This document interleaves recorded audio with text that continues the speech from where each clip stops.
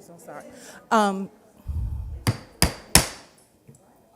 the executive session has ended. Before we resume our regular meeting of the Atlanta Board of Education, I would like to honor a few partners of the Hartsfield-Jackson International Airport.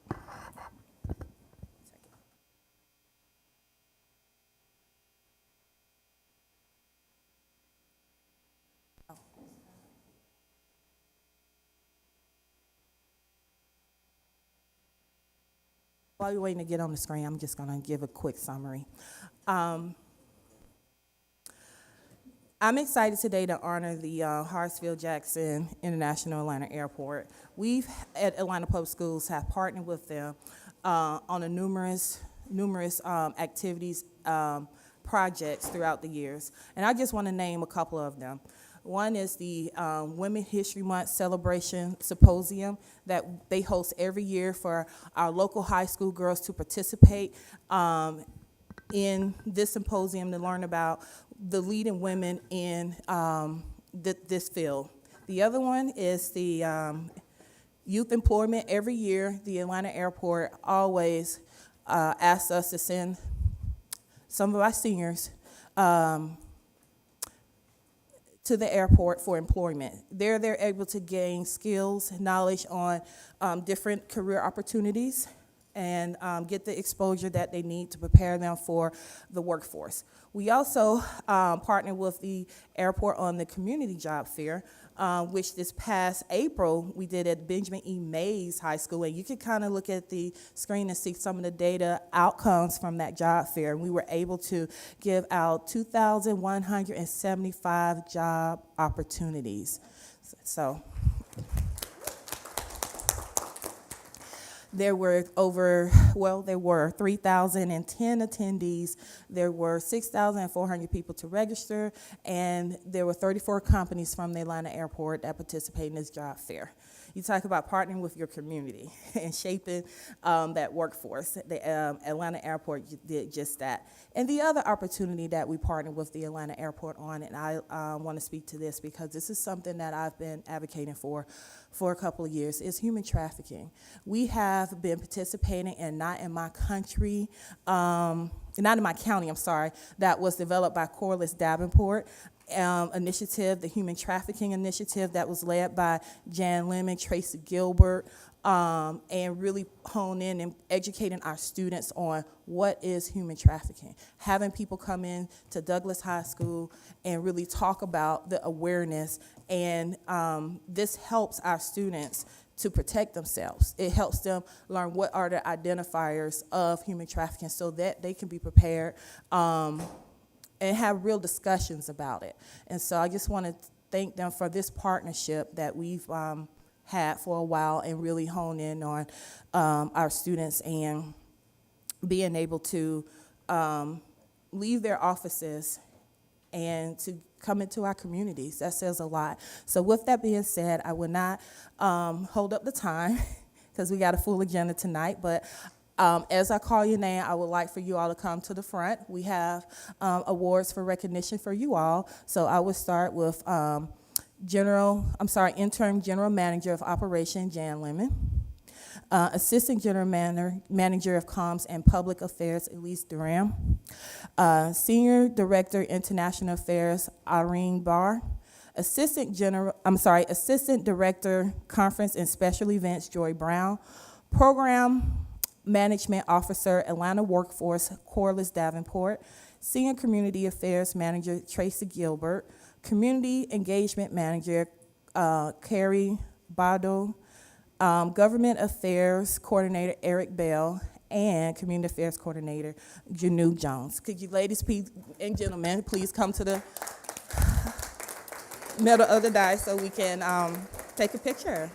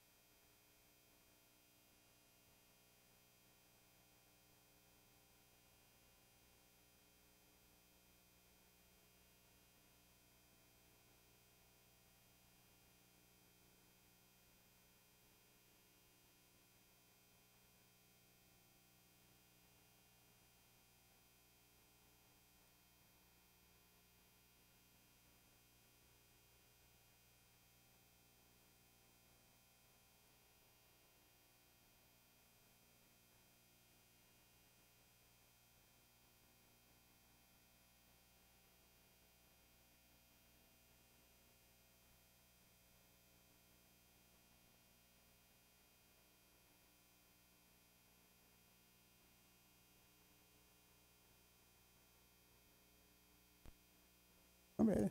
Oh. Now I will have recognition presented by Board Member Chevy Brooks. All right. Today I have the honor of recognizing the Emerging 100 of Atlanta. The Emerging 100 is the young professional auxiliary of 100 Black Men of Atlanta, a service organization founded with the mission to improve the quality of life by supporting and enhancing educational and economic opportunities, particularly for African American youth in the Atlanta community.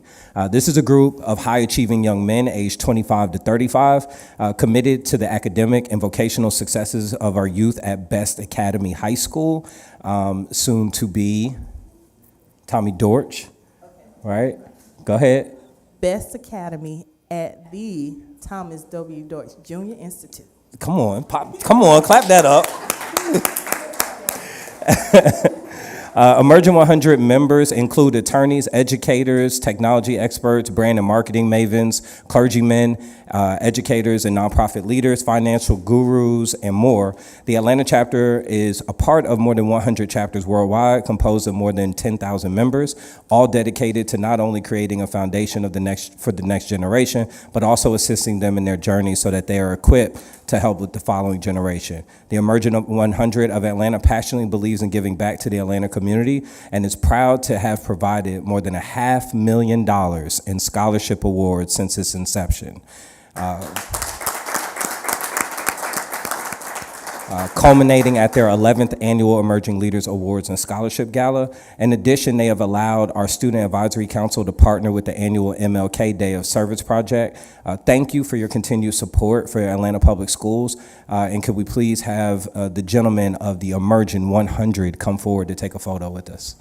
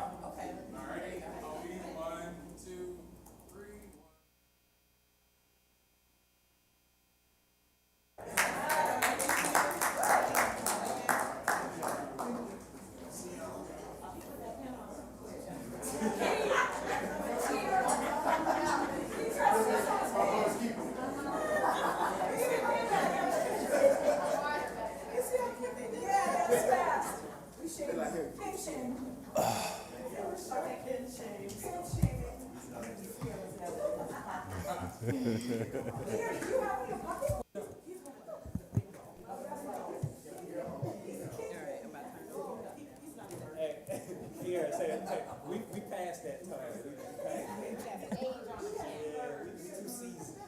Thank you so much. Now we'll turn it over to Dr. Bowder for her recognition.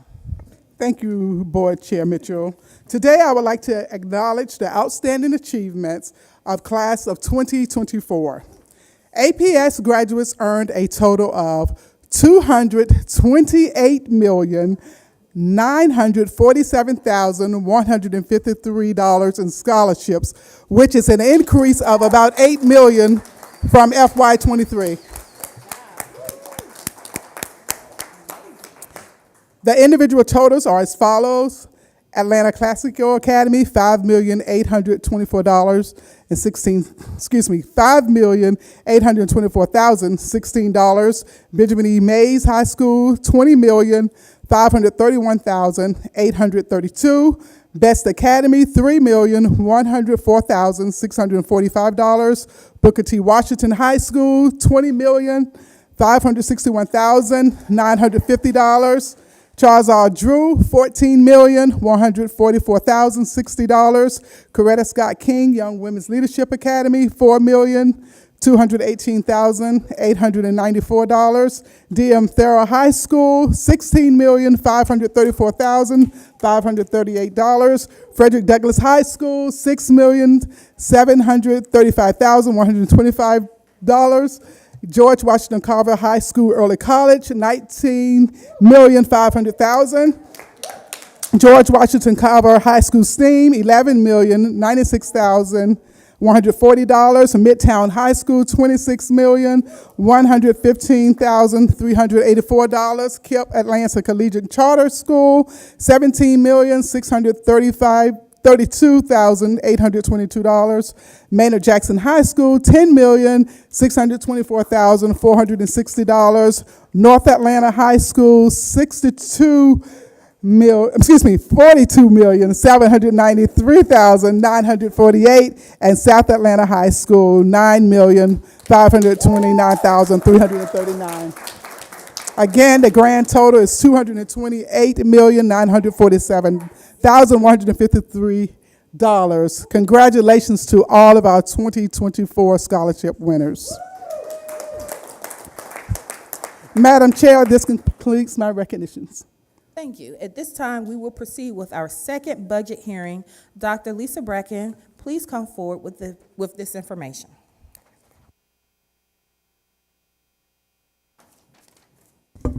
Thank you. Good evening, Board Chair Mitchell, members of the board, Dr. Battle.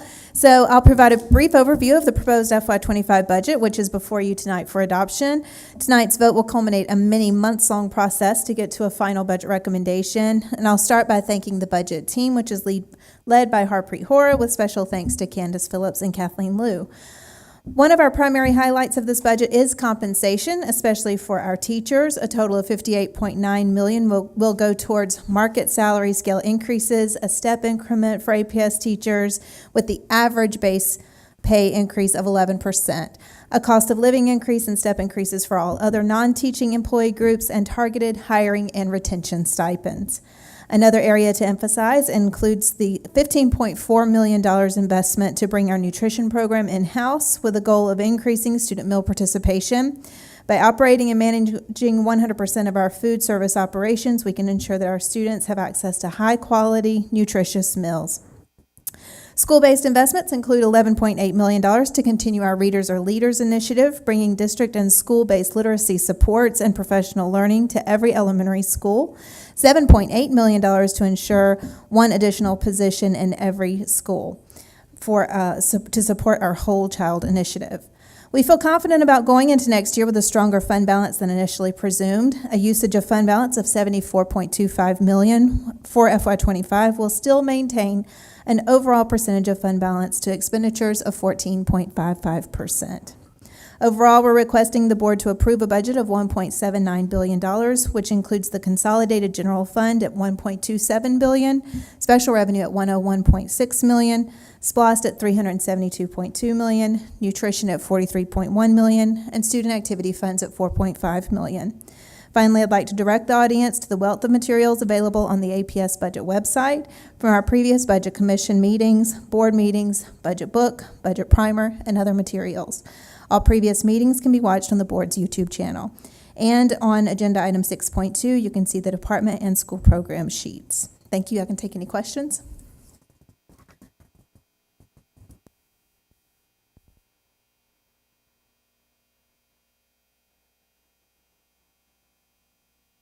Are there any questions? Okay, hold on. Thank you for this important information. Now we proceed with the budget hearing. Mr. Gaither, could you please read the instructions for the board budget hearing in the community meeting? Good evening and welcome to the public comment portion of tonight's agenda. In just a few moments, the board will begin hearing from those who signed up to speak by 5:50 p.m. The board welcomes your comments, but before we get started, please take note of the following guidelines on how public comment is conducted. The board has allocated 1 hour for public comment, and each speaker will only be allowed to speak once for a total of 2 minutes. The board may elect to hear community comments in any order or sequence and is not limited by the order of the sign-up sheets. All speakers presenting highly detailed information are asked to put their comments in writing, and comment cards are available for those wishing to do so. In order to maintain meeting decorum, follow appropriate protocols, protect the confidentiality of students, and ensure impartiality, the board will not hear comments on matters involving individual students, parents, or the character, professional competency, or the physical or mental health of any individual. Also, the board will not hear public comment on personnel matters that specifically include the names or titles of employees. This includes, but is not limited to, contract non-renewals, position abolishment, the hiring or firing of staff, and investigative proceedings regarding allegations of misconduct.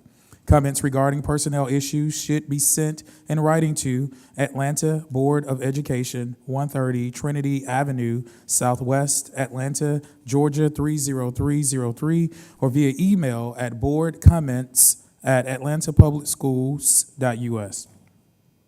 Finally, in order to maintain meeting decorum and to ensure all comments can be heard by the board, applause, cheering, jeering, or speech that defames individuals or disrupts the meeting should be refrained from and may be cause for removal, adjournment of the meeting, and/or suspension from attending future Atlanta Board of Education events, hearings, meetings, and other proceedings. With that being said, I would like to call our first speaker, Ms. Marguerite Lane, to the podium for 2 minutes, followed by Alma Lott. And Ms. Lott, if you'll make your way up, it'll be greatly appreciated.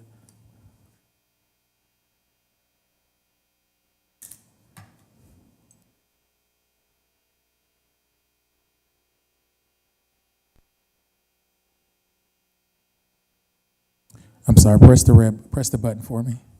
There you go. Hey, thank you. So obviously, this is a very large budget and a very complex department. Now, there's one thing that's really important that we have not really answered, and how do we start paying for more speech therapists and occupational therapists? We have a crisis where our average speech and OT are doing caseloads in the 70s. They should be doing caseloads in 35 kids. It's about double what it should be. Most of them are contractors. They're not full-time employees, so they don't want to stay. If you talk to anybody who's a former APS speech or OT or somebody who's considered working for them but doesn't want to, they say, well, there's no way to rise up. I'm not an employee. I don't have insurance and benefits. I'll have twice the caseload for less money than I would working anywhere in the private sector. So it doesn't matter to some extent where your kid goes if they need these services and whether they're going to get these services, charter or traditional. We aren't meeting the need. And unless we figure out how to allocate these budget dollars out of this big budget, we are not going to be implementing IDEA fully and correctly. The most that a kid can get in APS is an hour of speech or OT. Some kids with high needs need it daily. Some kids need one-on-one. A lot of times our budget is so strained that they can only do group. You can't work on specific severe articulation issues in group. You need one-on-one. Now, a lot of us are privileged enough to have good insurance. So we're spending our time and we're spending our money outside of school supplementing what's there. Some kids can't get that. Some kids are only being served with what they're getting at school. I don't know if any of y'all have ever tried to get any sort of speech or OT or counseling on Medicaid, but it's extremely difficult. It's difficult on good insurance. It's really, really difficult on poor insurance. So we are not going to be meeting the federal law. We're not meeting IDEA, and we're not meeting state and local laws around special ed unless we increase the budget for speech and for OT. Thank you. Alma Lott for 2 minutes, followed by Waukesha Howell. Ms. Howell, if you'll make your way up to the front, it'd be greatly appreciated.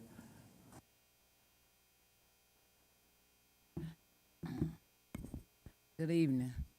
I'm here to speak about these schools you all are trying to open. We don't need a new school in our communities. We need monies in the schools that we have. The budget, I would like, for one thing, I would like some of these superintendents to start appearing at these schools, have meetings in our community so we can find out what the school board is doing. APS is bad neighbors.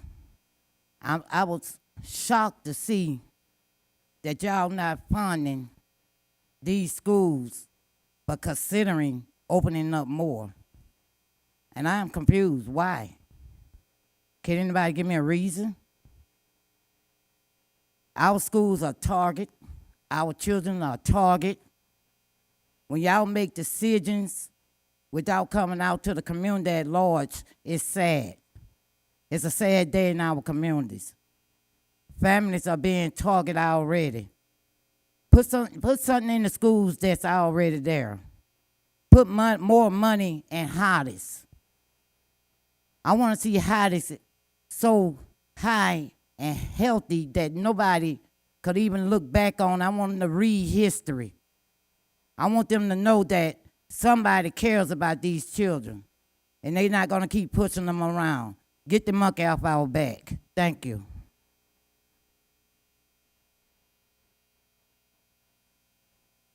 Thank you. Our next speaker is Waukesha Howell for 2 minutes, followed by Nathaniel Dyer. Mr. Dyer, if you'll make your way up to the front, it'd be greatly appreciated. Hey y'all, good afternoon. For this budget, I am happy that you guys are giving the teachers an increase, but here's what needs to happen. The lunch lady needs to increase, the custodial needs to increase, the bus driver need to increase, and the paraprofessional. So y'all think about that before y'all pass it. Go look at them, at least where you at. I hope them numbers, you can't hear me?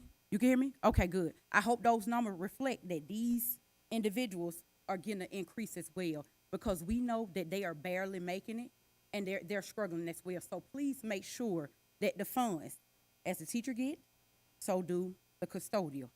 And let's make sure that our principals are treating them right, because if not, we're gonna come down here and we're gonna have to make some noise. Next, I know that y'all are gonna talk about Tapestry, but respectfully, y'all voted no last year, and we just don't have the money to create another school when we have a lot of schools around this city that don't have enough funding. Ken, hey, how you doing? No, I really hope you guys vote no on that. If not, we're gonna be watching. But for right now, this budget part, let's make sure the ones who really lift up the school get the increase. Yes, the teacher do the work, and they do. But do not forget about the lunch lady. I don't know if the union president in here or somebody, but we need to make sure that they get paid and treated fairly, period. Thank y'all. Mr. Dyer for 2 minutes.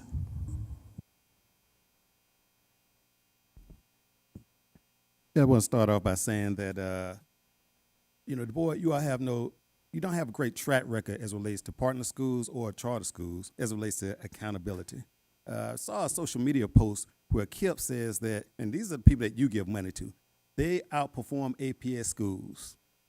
You give them money and have no autonomy or accountability for them, but they're throwing you under the bus.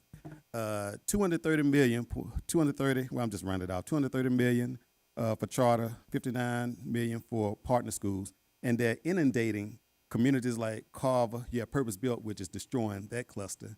You have KIPP pretty much destroying Frederick Douglass and Washington. Of course, you have no accountability. And now you're trying to add another school. Now, hey, I'm not going to claim to know what Tapestry does. And I believe, hey, you're working with children, you're trying to find the best. But when they're stretching it when they're trying to include general population. I understand that they work with a small population, which is special needs kids, okay? AP, you all even have an issue working with your population of special needs kids as it relates to IEPs, making sure that everything's right. But now to throw another group in, and I just have to, another group in, and now they want to throw the general population in, I think that's counter to student success. Where are they going to go? Where's that school going to be? It's going to be another school in Washington, Frederick Douglass, Carver. Where's the school going to be? And then, of course, the Washington cluster is getting $47 million. Is that going to come from that pot? I'll say this. There was a gentleman at the last meeting who supports Tapestry. He's from Redefined Ed, and he had the nerve to say that it takes black students 127 years to catch up. I say, hell no. Our children are some of the most brilliant, beautiful young people on this planet. All they need are the basics, and they'll soar through the world. But you see, with these games that you're playing with your partners and the puppet masters, you're trying to destroy our children. But that's not going to happen. We say vote no. Thank you. Madam Chair, this concludes the budget hearing.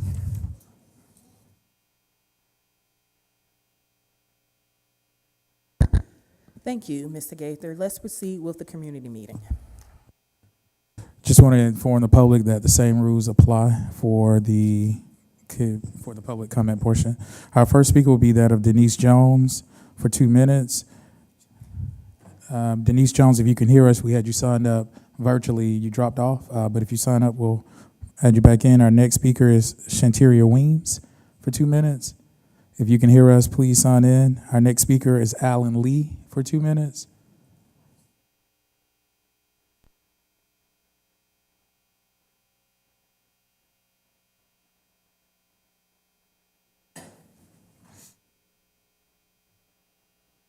All right, Mr. Lee, can you hear us? Hello, Yes, you have 2 minutes. members of the board. Alan Lee. The gravity of the issues in just 2 minutes provides no time for greetings. So let me start by saying those that play politics with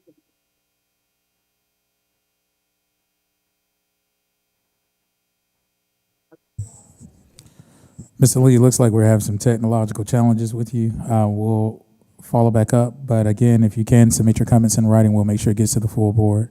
Our next speaker is Marsha No Singh for 2 minutes.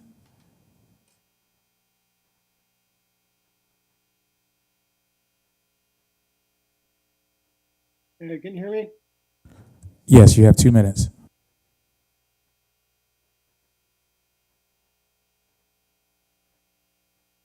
Let's see. Not working? Yeah, can you hear us? You have 2 minutes. Yep. Sorry I couldn't be there in person, calling for 2 reasons tonight. One is to support approval of the current budget. I know there was a lot of hard work and a record budget amount. I also want to note it's a record use of fund balance that came with cuts and choices from central office and the schools, and forecasts that there are headwinds ahead on the budget going forward. To that end, I'd also like to voice my approval for the superintendent's recommendation not to expand the charter network further. Adding a new school at $5 to $6 million doesn't come with reduced costs at central office or traditional schools. It's purely a new expense that will have to be found out. And I'm not suggesting that there aren't needs of the community that's petitioning, but what I would say, like all problems and choices within APS, we have the resources, but we should solve it in the budget for all children impacted through the regular cycle rather than a one-off addition. Thank you. Our next speaker is Christopher Bruce. Mr. Bruce, if you can hear us. Good to have you. You have 2 minutes.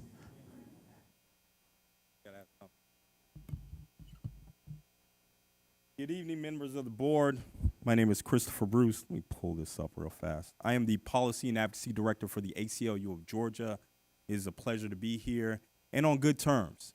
The reason why I say that is because the Crown Act is before you. The Crown Act is a great piece of legislation by Member Brooks that's being introduced. I want to encourage this piece of legislation because as an active civil rights and civil liberties organization, we are concerned about every student and how they show up in schools. For far too long, students of color, particularly black students, have faced discriminatory policies that penalize them for wearing their natural hair in a protective state. Such policies perpetuate harmful stereotypes and can significantly impact the student's self-esteem, academic performance, and overall well-being. It is our collective responsibility to create an educational environment where all students feel safe, valued, and express their true selves.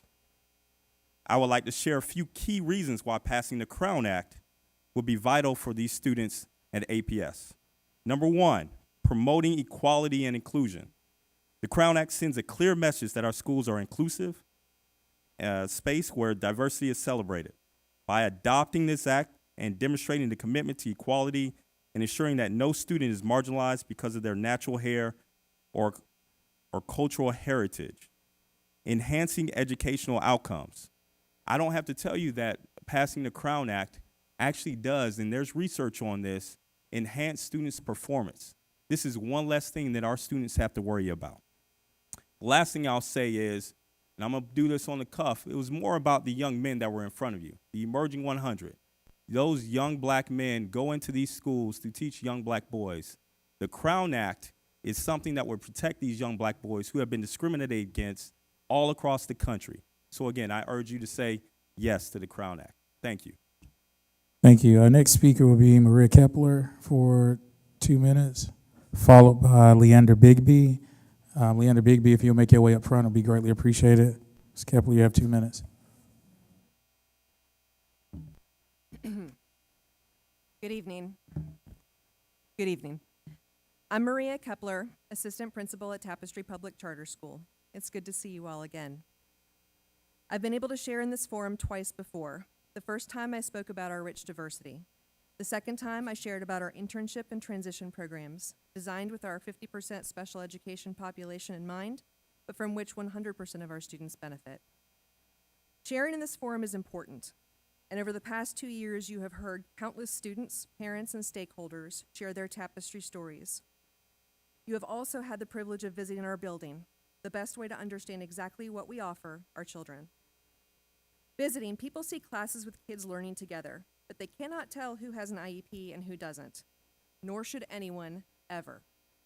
What we see is children with cognitive impairments learning alongside those without in ways that honor and elevate both. We see it because we designed it. When people come to Tapestry, they say, as others have, this school is so peaceful. It is, absolutely, but not because we don't have students with behavioral challenges. 6% of our special education population is a designated EBD. Many other students also require behavioral supports. Do we have wild days? For sure. But we make sure that we build the supports that all students need for success. We team with families to develop proactive plans with our inclusion facilitators and autism and behavior specialists to support the kids when they enter the school. And when those plans are tested, we provide restorative frameworks for kids to work through harm and return as full members of the community. Our mission has attracted people from other industries and even other states who want to serve students in an inclusive model. Here at home in Atlanta, all we are asking for is a chance to work with 300 of your scholars, to share with them what we have learned, and to partner with your families and your district to elevate our community together.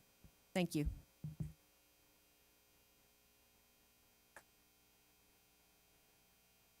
Ms. Bigby, you have 2 minutes, followed by Margaret Lane. Ms. Lane, if you'll make your way up to the front, it'd be greatly appreciated. How everybody doing? I finally get a chance to see all y'all special people. I've been trying to meet all y'all for the last 3 years about Hollis over there on James P. Broughton. We're gonna start out first off. Mold. The swimming pool. They got mold everywhere. The camera's covered over with paint, so that means, guess what? You can't see our children, what nobody doing to our children at Highland Elementary, at Academy, what y'all call it? I don't even try to say the name right. It ain't even that concern. The concern is getting the mold out the school. Since y'all left the 6th and 8th graders there, okay, they have mold in the school. We bad ground at the school. Trees are unsafe. We have staff members that need to learn a little more professional way to talk to the hood, because that's what we living in.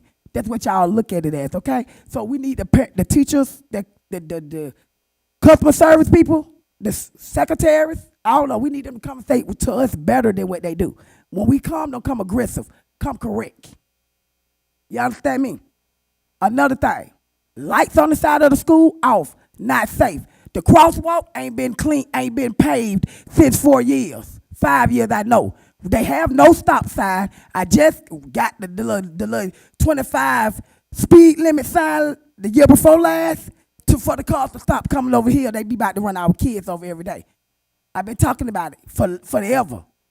Mold everywhere in that school. But y'all leave the 6th and 8th graders there. We got to get the mold out. We got to get the signs together. We got to get the kids safe. They're not safe there. Y'all say we can't use name, and I'm not going to use name. But the only thing I can say is make the grounds better for our children. We'll have 3-4 children break their arms because of the concrete of the grounds where they done failed, hurt themselves, trees hanging, the lines hanging, Georgia Power leaning. We live in J&P, and we need a little bit more respect from APS. Thank you. Ms. Lane, you have 2 minutes, followed by Akeem Williams. Or Williams, if you make your way up to the front, it'd be greatly appreciated. Ms. Lane, 2 minutes. Okay. Hi. So I think we're here at yet another tapestry vote because regardless of where you stand on this, there's a lot to be concerned about within special ed. There's a reason people are angry. There's a reason people are fed up. Now, my biggest concern about whether we vote up or down is this tapestry yes and speech and OT? Is it yes and paras? Is it yes and reform of the special ed department? Because there are kids, if you go to the special ed meetings, who have been banned from field trips. There are kids not getting a para where they need it. We're not letting parents use school choice to go to places like Sylvan because we don't want to add a second classroom, and people have been resistant to that. People are just angry, and they have a reason to be. They need their services. They need, like I said, speech and OT and para. We need to be able to retain special ed lead teachers. We need to pay them better. We need to change the culture around them, because when people leave, it's because they had concerns that they didn't feel comfortable going to the department with. There is a culture of fear. There's a culture of opposing. There's a culture of not feeling comfortable for asking for more resources. I have been told by the Department of Special Ed that we have the budget to do everything we need to correctly implement IEPs, especially in regards to speech and OT. That is just not true. We wouldn't be having we wouldn't have twice the caseloads we should be if that were true. So my concern here is we need to make sure we have the budget to do everything we need to make special ed work for all of our kids throughout the district. And if we don't, then we vote no on tapestry. If you think you can do both, you can do both. But we are at a crux. We do have the audit. We need to implement the results from the audit. There shouldn't be a single kid anywhere in APS that is having their rights under IDEA, under their IEP, and their 504 violated in any way, but it is happening in every school.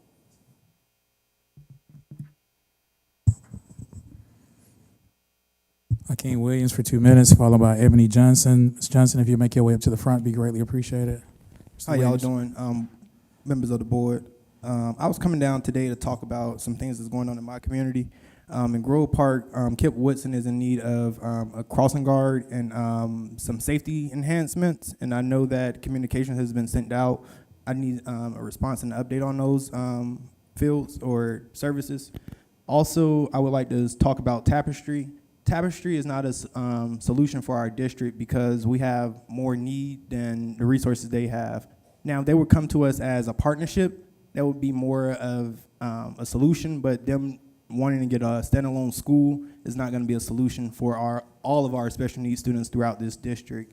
We do know that there are issues within the special needs department. We need to continue to peel the onion back and look at the issues and do a root cause analysis to see what is the root cause of the problems that we're seeing sprout out.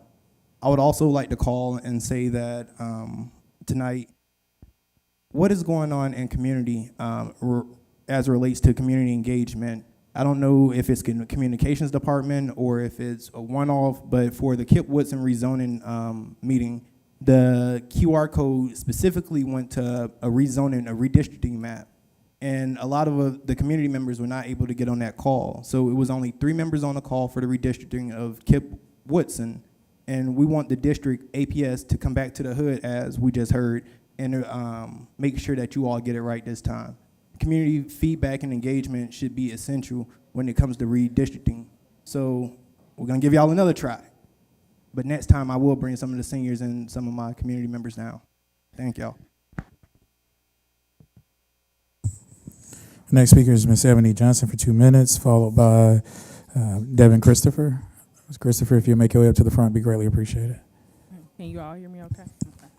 Good evening to you all.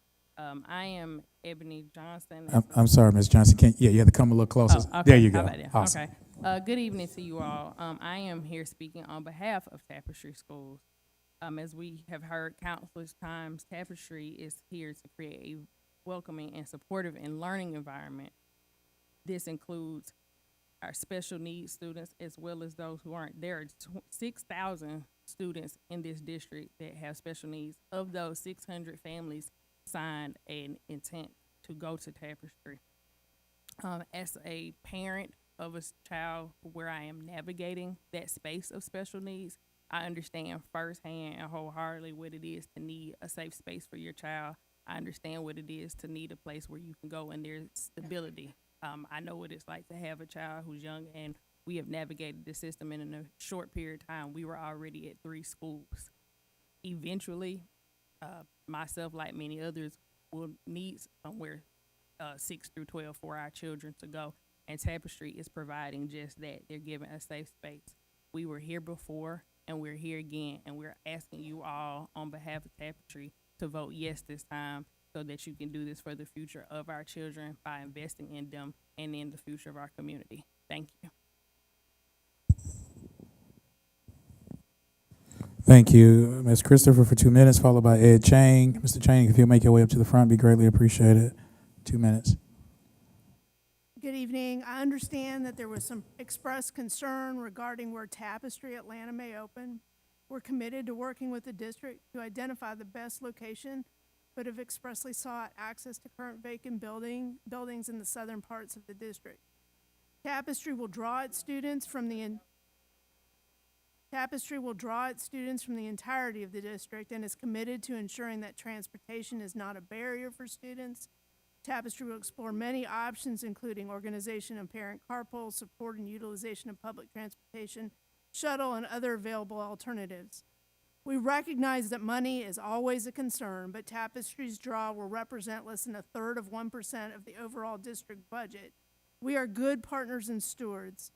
Currently, there are almost 400 students with APS using SB 10 funds and likely several hundred more who have left the district to homeschool or use centers or micro schools. Tapestry provides another option for these families. We believe in public schools, and we are good partners as a public charter school. Please partner with us. Thank you. Our next speaker is Ed Chang, followed by Valerie Williams for 2 minutes. Mr. Chang, 2 minutes. Ms. Williams, if you make your way up to the front, be greatly appreciated. Thank you. There's so many heroes in this room and throughout the system doing great things for children, but we are still so far behind. I know that you all have a hard job, and there are multiple ways to arrive at solutions.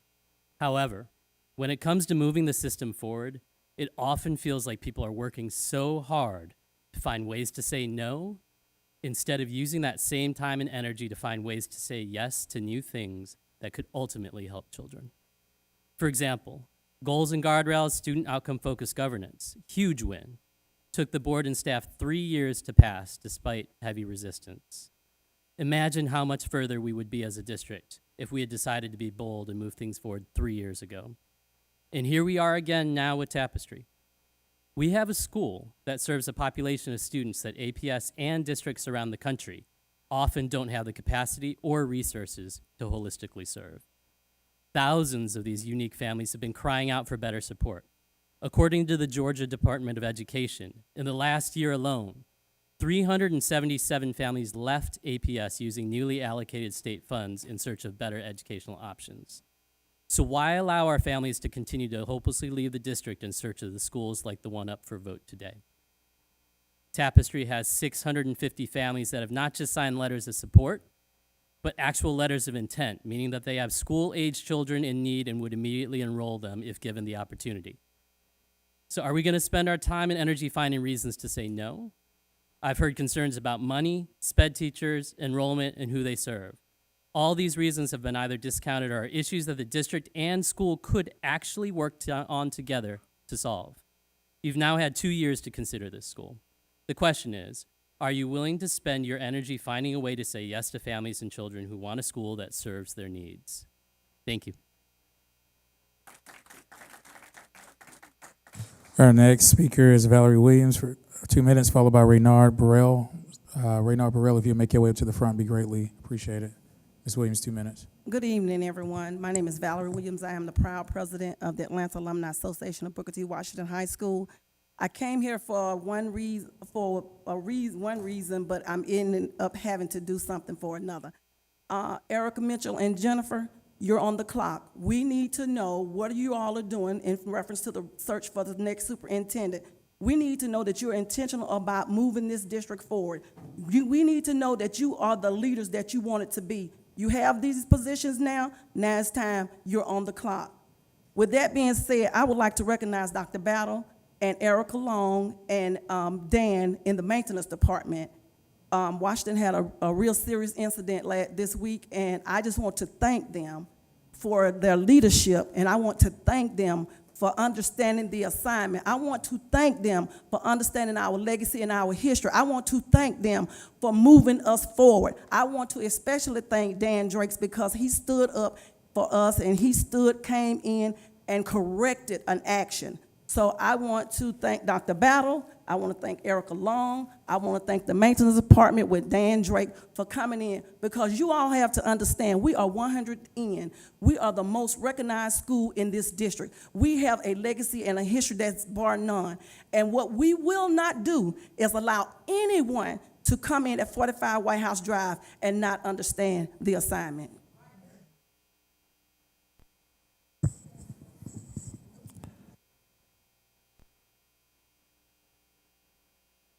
Thank you. Our next speaker is Raynard Burrell for 2 minutes.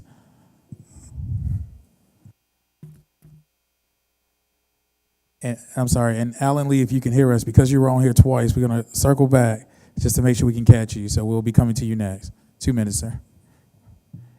Good evening, Chair Mitchell, members of the board, and Dr. Battle. My name is Raynard Burrell. I'm with the Georgia Federation of Public Service Employees, and I bring you greetings on behalf of our members and our president, Ms. Jennifer Saunders. Tonight we come to salute you and to warn you. First, the salute. We represent our classroom teachers and salute you for bringing forward the 11% pay increase for our teachers. We must treat them like the professionals they are and pay them accordingly. We have advocated tirelessly on behalf of our teachers. This increase has been a long time coming, and we salute you for helping to bring this into existence. So on behalf of our teachers, we say a heartfelt thank you. Now, the warning. There is a crisis right around the corner. We have sounded the alarm over and over related to the sloppy way the nutritional services are being brought back in-house. I don't want to be an alarmist, but I strongly suspect we will be back here in a couple of months saying we told you so. This will probably be your last opportunity to prevent one of the greatest APS failures that will likely eclipse the infamous cheating scandal. We urge the board to take greater control and leadership in monitoring and setting policies as it relates to the Nutritional Service Department. We will be following up with the board and the superintendent. Thank you. Thank you. Our next speaker is Alan Lee for 2 minutes.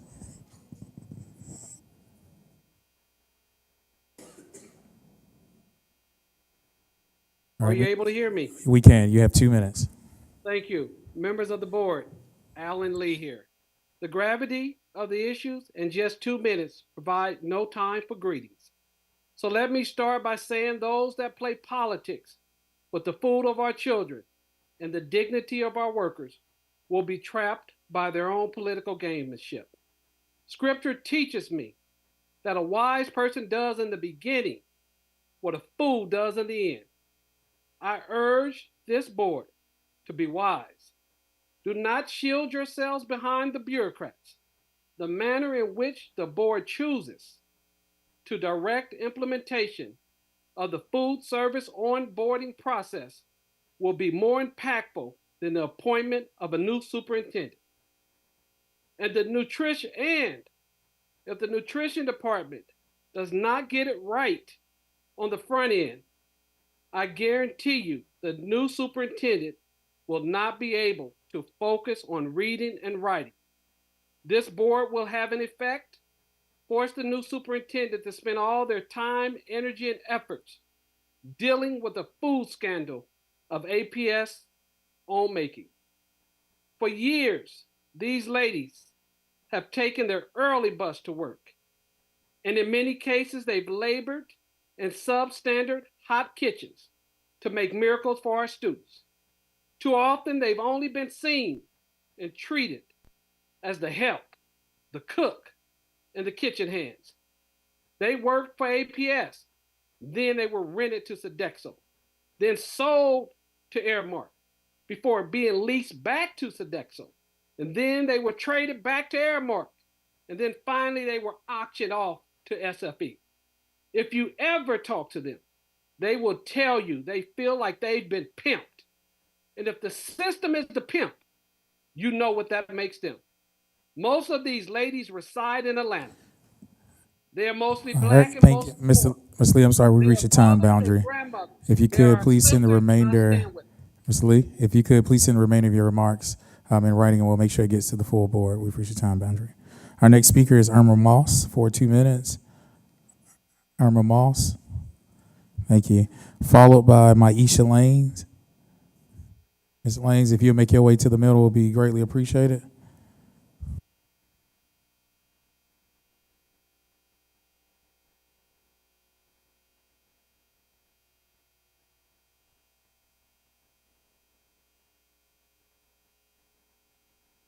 Hi, I'm Irma Moss. I've been employed with APS for the last 20 years with the contractors.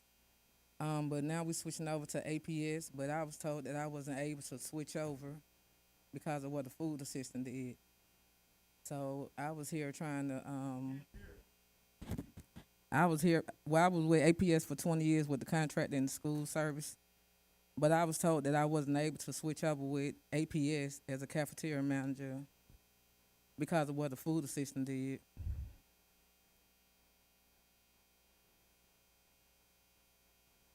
All right, thank you. Our next speaker will be Maisha Lanes for 2 minutes. Followed by Michelle Hall. Ms. Hall, if you'll make your way up to the front, be greatly appreciated. Ms. Lanes, you have 2 minutes.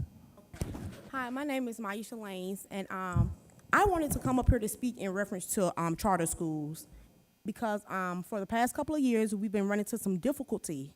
But I've been even more alarmed at how I have not been able to find a space nowhere within Atlanta to voice our concerns or opinions or to even be heard.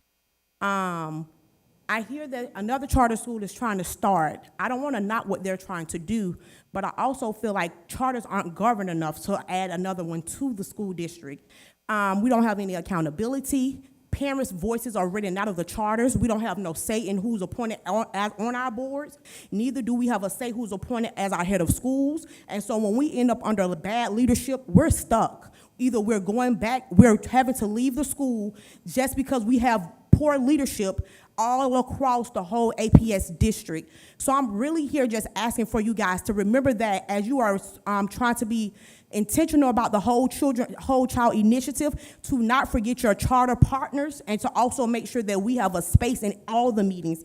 I've been to APS board meetings and I was told that traditional schools were their focus. And so I've reached out to this board meeting, this board also as a whole, and I've also been turned around saying that we ourselves have our own board. Yes, we have our own board, but we had no say, but yet I was able to vote for you guys to get in your seats. And so I just want you guys to just be mindful that we have our children are a priority just as much as the traditional children, but we're also asking just give us a space to say we hear you, we care, and we see you. And that's all I would like to say. Thank you.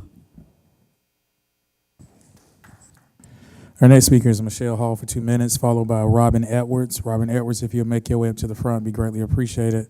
You have 2 minutes, Ms. Hall. Thank you. Good evening.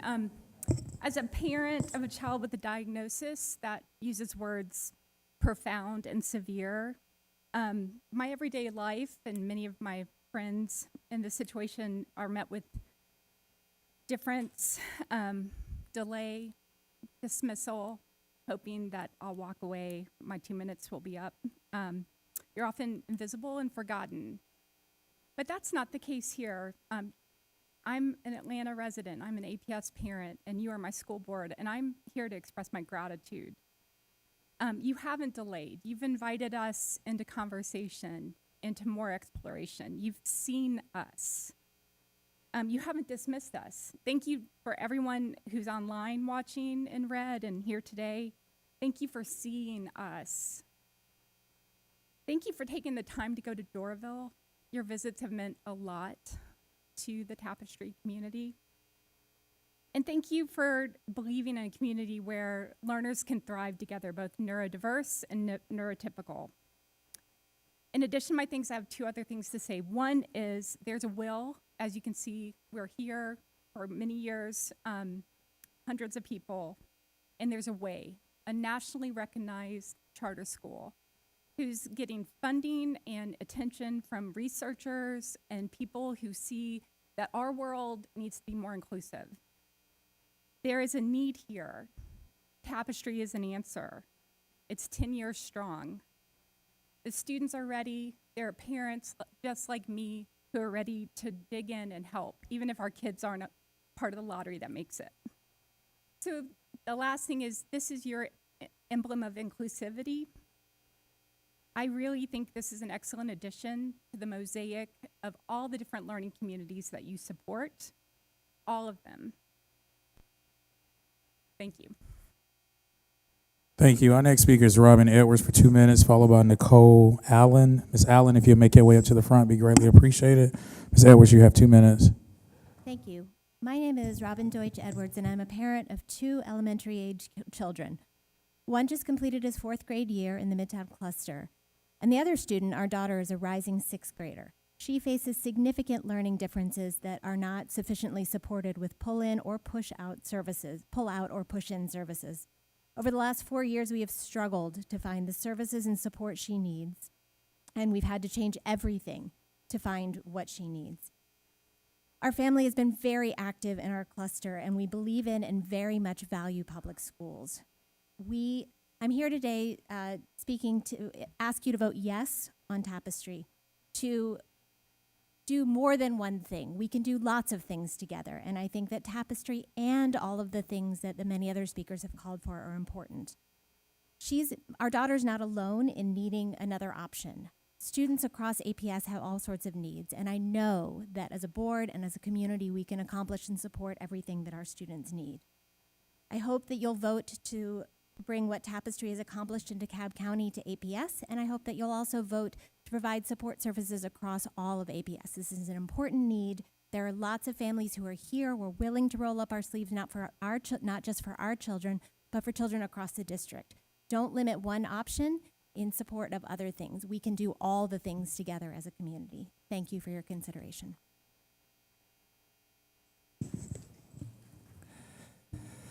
Next speaker is Nicole Allen for 2 minutes, followed by DeJuan Robinson. Mr. Robinson, if you'll make your way up to the front, be greatly appreciated. Ms. Allen, 2 minutes. Thank you. Good afternoon, esteemed board members and Superintendent Battle. I first want to thank you all for coming out and visiting our school. It was a pleasure getting to know you all and tour the school with you. But I want to specifically talk to Mr. Brooks for a second, teacher to teacher. And anyone else on the board that hears our heart and here's what we do. As a teacher, I understand the weight of responsibility you now carry, and I believe in your vision and mission. It is crucial that we remain engaged and active role models for our students. Your journey as a teacher has undoubtedly brought you face to face with more than a few neurodivergent students, I'm sure you, like I, have felt those moments of frustration and helplessness and wishing you could do more for our babies, but felt held back by limitations, inequitable protocols, or just a lack of overall resources to properly serve our children. Tapestry is designed specifically for those children and presents a unique and much needed opportunity to change this narrative. It offers an inclusive, individualized learning environment,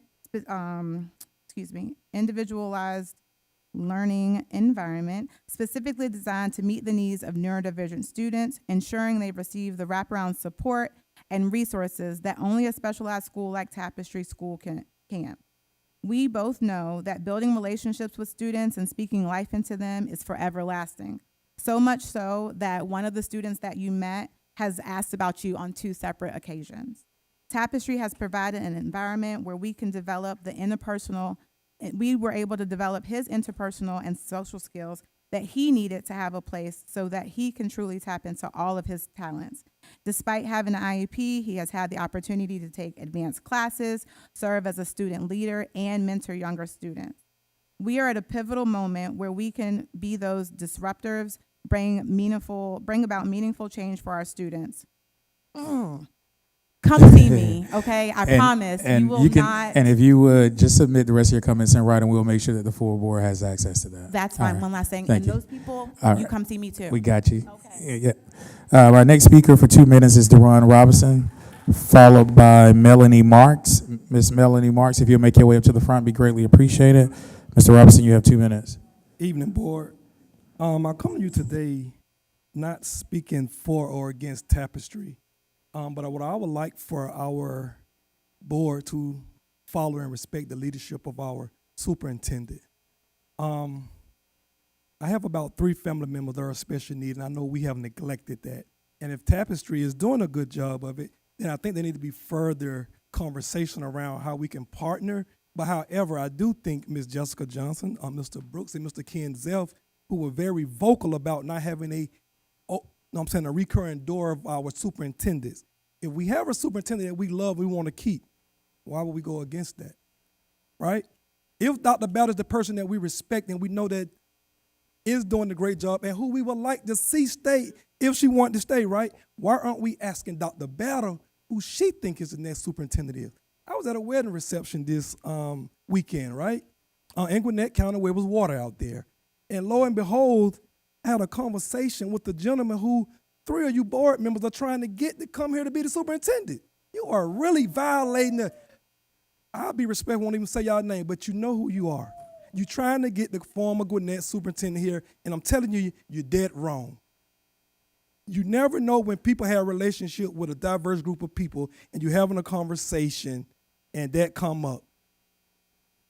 You are circumventing the process. And I want to say, Mr. Ed Chain coming up here speaking when you guys have his school that he brought up here, KIP, that he brought to Atlanta on probation, and you wouldn't give him another chance.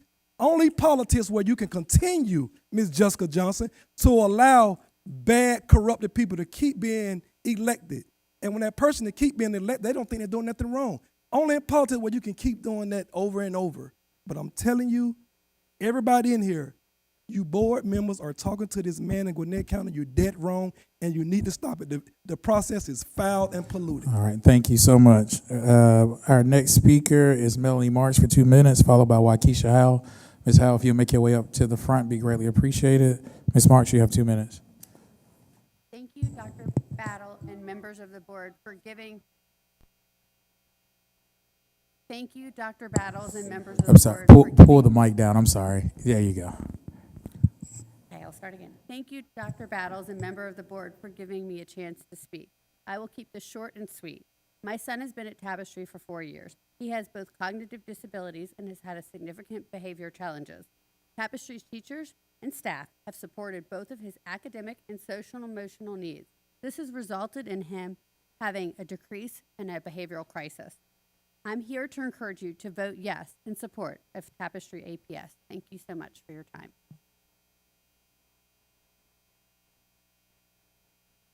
Next speaker is Ms. Howell, followed by Quentin Hutchins. Mr. Hutchins, if you make your way up to the front, be greatly appreciated. Ms. Howell, 2 minutes. So, good.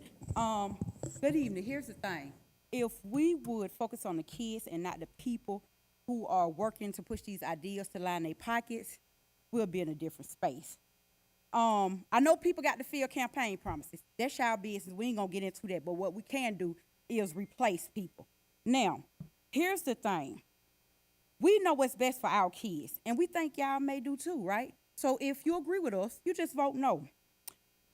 We are sick and tired of playing games because guess what? The state is already in APS, helping APS with special education. So we got to make some changes immediately. Let me flip this around, but this ain't for y'all. Termination letter. You on notice. APS employees, when you do not tend to our babies the way you need to, we're going to make sure I don't care who it is. You will find a new job because that's the reason why they're back there. Because they feel people have not been doing their job, and they ain't, because you just look at the numbers and see our babies are not performing at the standard of these tests, but we got some brilliant children. We are letting y'all know we not playing. I don't mind calling names. Elson, some of them been here a long time. I will help you find a new job. I'm sorry, Tapestry, y'all gonna have to go to Gwinnett, the cab, somewhere else, but Atlanta just ain't it. I don't care how you feel about it. We don't have the money. We got to focus on what's in-house right now. We have a crisis on our hand, and Dr. Belder, she already done said what it is, and that's what it's going to be. Now, I respect your wishes, but y'all going to have to find somewhere else to go with it. And for the staff here, if y'all don't take care of our baby, we're going to come back every month, and we're going to make sure y'all find a new job, or even whoever the new superintendent is, they will get a new job, because we are no longer going to let y'all feed our children to the prison, to the school-to-prison pipeline, while y'all get a fat salary, double digits, every year. That is over, baby. We is done. We'll get somebody else to do it. Y'all have a good one. Quentin Hutchins for 2 minutes, followed by Tracy Thornhill.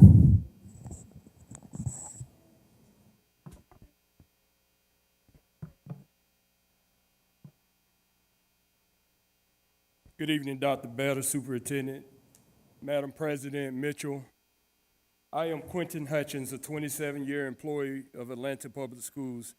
I am the president of ASME, chair of ASME Politics Action Committee, and an elected member of the Atlanta Pension Board. I've always prided myself on working in collaboration with others and focus on areas of agreement. I live our APS core value, and I love our APS students. I come tonight simply to express our displeasure with the manner in which APS has rolled out its nutrition department plans. You have effective fired workers before even giving them a chance after they have given our students a lifetime of services. APS is not living up to its core values. I am glad that the teachers are getting a well-deserved pay increase, but think about your support staff members. When you're calling out those $1 million of scholarship, remember who fed them. Remember who cleaned the schools. Remember who transported them. So those service support staff members, that 3% that cost of living, let's look in the budget a little bit more. But I am concerned by the wholesome layoffs of numbers of employees and creating of new positions. I am really troubled by the board's decision to lay off a key position that has been instrumental in turning around APS transportation and nutrition. I have called a special board meeting of ASME leadership so that we may begin to fight back. I'm sorry, Mr. Hutchins. I'm sorry, we reached a time boundary. But if you please would submit the rest of your comments in writing, we'll make sure it gets to the board. All right, thank you so much. Our next speaker is Tracy Thornhill for 2 minutes, followed by Yvette Jackson. Mr. Thornhill, 2 minutes. Good afternoon. My name is Tracy Thornhill. I'm the executive director of ASME Georgia. I come to you as one, but apparently I stand as 1.6 million. Our members have worked for APS cafeterias for more than 20 years. And you telling me that they're being fired because of out-of-town, smooth-talking person that never worked a day in a kitchen says they failed on an interview.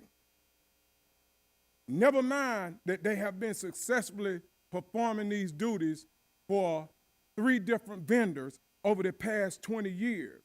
Never mind that they have been servicing our children for more than 20 years. And we go on and we bring somebody in that may have an axe to grind with many of those young ladies and is terminating them by that. These ladies did not ask for this. When we thought about this transition that we are going through, we thought maybe we was going to get everybody transitioned over into their regular position. It's not the case. we have people getting fired. We have people with 20 years getting fired. We have people getting demoted. And when I say demoted, being moved from cafeteria manager to food assistant and working under the food assistant that moved up to cafeteria manager. This is a problem. This is a problem. And the problem, if you don't fix it, we'll fix it. We cannot stand for this. We won't go for it.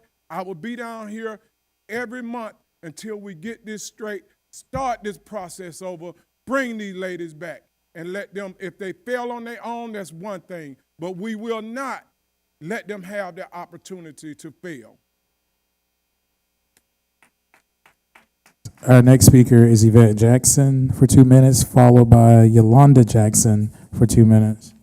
Hi, my name is Yvette Jackson. Here I stand in front of you as now an ex-APS nutritional worker who have been with all contracted vendors, Sedesco, Airmark, and SFE, for the past 12 years. I have not been given a fair or fighting chance of employment. I stand in front of you as a kitchen manager who have never had not one disciplinary action brought against me with not one of the previous vendors or the one we have now. I have always excelled at each school I have ever worked at. When it comes to health inspection, I have always had 100. When COVID hit, I was one of the frontline workers. I made sure I took chances to feed not only several APS students and families, but the APS community. I stood on the line when a lot of my other coworkers would not. The reason for me not being brought over was not until later asked again, then I was told I had a bad interview, which is baffling. The whole process was unfair and unjust. One, we had peers who worked on side of us as our interviewers, which they didn't have a lick of HR training nor experience. Then supervisors who was governing us was given the job opportunities that us kitchen managers was fighting to keep. How fair is this? How fair was the process? It was very unfair. Out of the 12 years, my livelihood that I've had was just snatched from me and my 2 boys.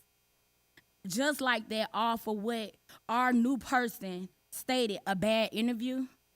He was once my previous boss with Sedesco, which interviewed me and trained me to be a manager through his leadership, to now be told that my fights, my experience, and everything I have been through was all for nothing.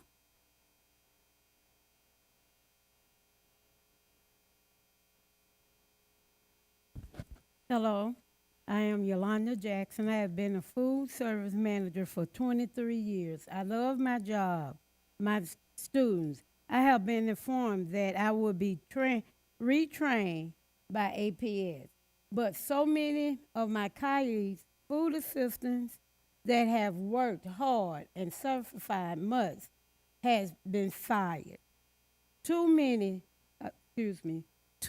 They too have worked hard for APS and the students. I have not slept well over this. If you want to know how I feel, it hurts like hell. That's how I feel. Please help us.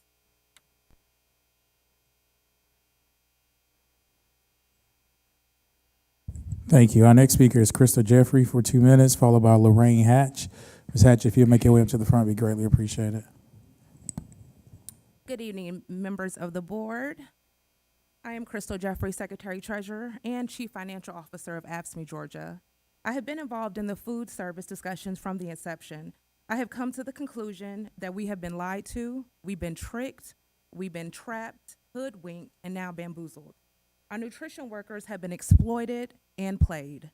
Now cometh the time for us to fight back, and when we fight, we win. We will deal with this person that APS has brought in, as he has already gamed the system. After all, this is the same person that previously screwed up the system and screwed the workers. This is the same person that was employed by the very contractors that drove APS system into the ground, and the very contractor that APS ultimately drove away. But somebody thought it was a good idea to bring him back and promote him. Somebody will have to answer for recycling and putting this previously failed person back in charge. So this time we will spotlight those that are hiding their hands with the mischief, and not just the puppet, but the puppet master. The cafeteria workers at APS have been screwed, but that will not be their story. Thank you.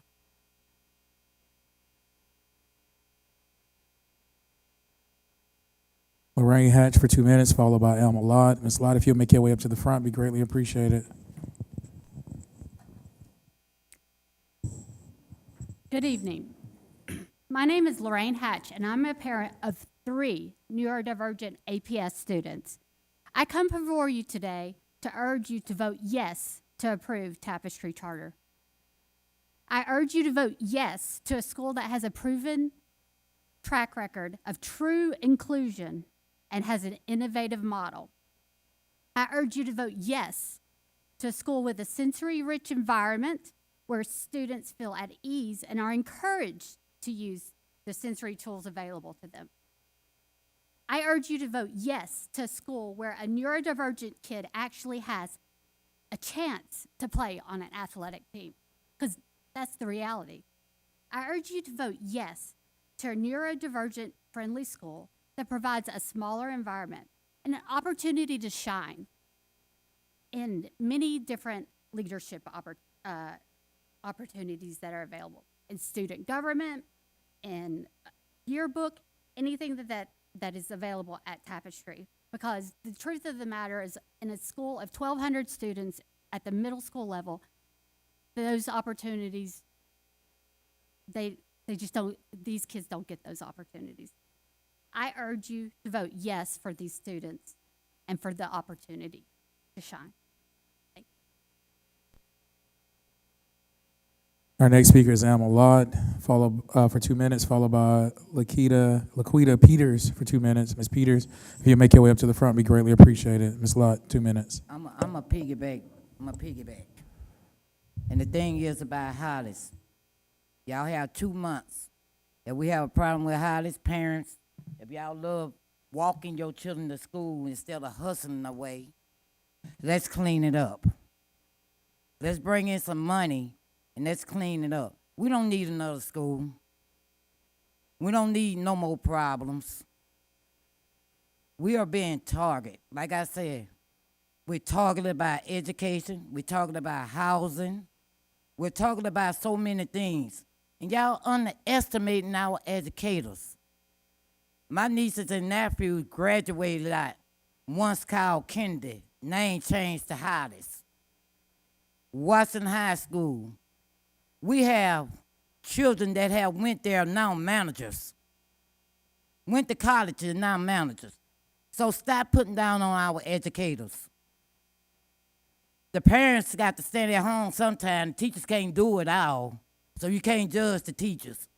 Teach your children at home too, so when they get there to their education parent, that they can be there and learn from kindergarten to first grade level. That's what I did. I took up time. Parents, come on, teach your children. Don't judge the teachers. Don't judge the principals.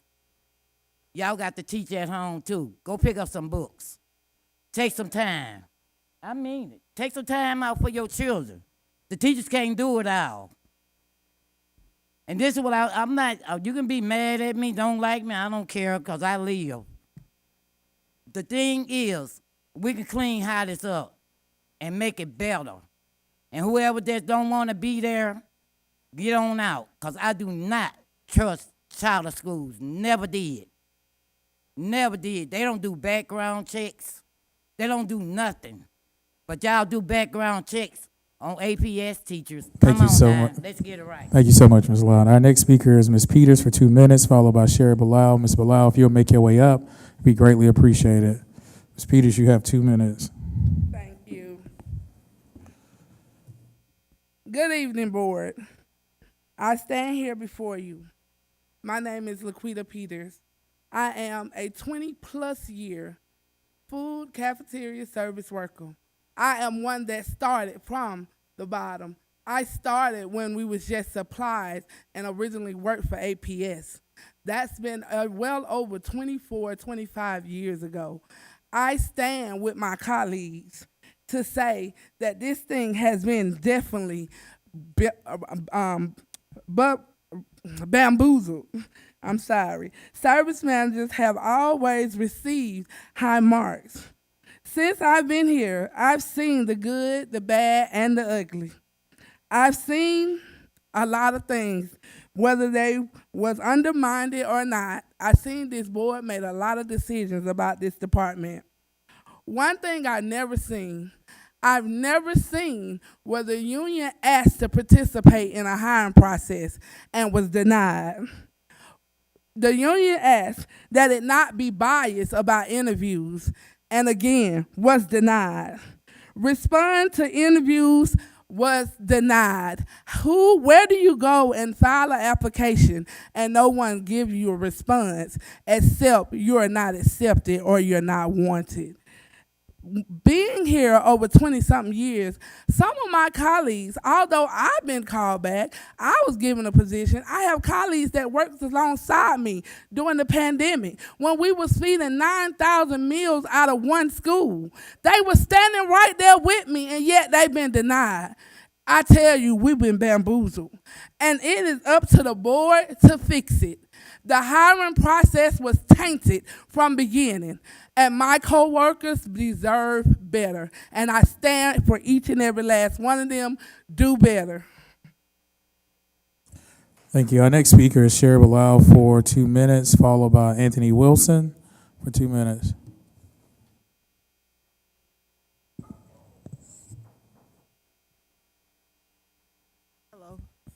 Hello, board. A healthy, sustainable community school. That is Hollis, founded by Dr. Ford. Hollis Innovation, we are not anybody's target. We need Hollis needs a lot of fixing up. And I'm a parent here. We want to partner with APS to ensure that Hollis gets what it's deserved, the resources. I'm a parent for public schools. And we do not support Tapestry, not right now. You know, it could be somewhere else. You know, Hollis should not be anybody's target. You know, we want to enjoy all the amenities in our community. We want to walk, live, play school as a parents. We don't want to go anywhere else out of zone. So, you know, just reminding you about innovating middle school, because I attended all the community conversations and the majority said no. We want our school to remain whole. There's a lot of development coming into Washington from the West Side Future Fund and other developers, and it's a lot of mixed-use family homes, so we have the room, so we need all the support at Hollis Innovation, and we are not anybody's target. Sorry. Our next speaker is Anthony Wilson, followed by Nathaniel Dyer for 2 minutes. Good evening. Anthony Wilson here. Tonight is about you, what you told voters that you would do, what you had the ability to do, and about who you are to children. This is about board accountability and transparency, about bold leadership, and about what you're willing to sacrifice to your politics for kids. I get it. It's hard for you to do right by poor children, by black children, high need and at-risk learners. I bet it's harder to have a conscience when you deny children the right to learn because it disagrees with your political strategy or your commitment to the status quo. Your decision will be disappointing. It will be inadequate, short-sighted, and selfish. It will be a bold display of weakness and a split from our children and a split from community. You can't serve these divine students well, and you don't want anyone else to either. APS has no financial incentive to approve new schools, no political incentive to approve new schools, no party-affiliated incentive to approve new schools, no social media pressure to approve new schools. The only incentive that you have to do right by children that you have not served well is a belief in them, a belief in the people, and the fear of what would happen if you did nothing. You have an opportunity to do good and to be bold today. Pull it off the consent agenda and vote publicly. Do not hide your vote behind a consent agenda. As we stand in the 70-year-old shadow of Brown versus the Board of Education of Topeka, Kansas, today, based on your decisions, I offer the Village of Atlanta versus the Board of Education of the City of Atlanta, Georgia. But just this time, we will actually get justice for our kids. I implore you to take that off the consent agenda, vote publicly, and allow us to see where you stand on all these issues.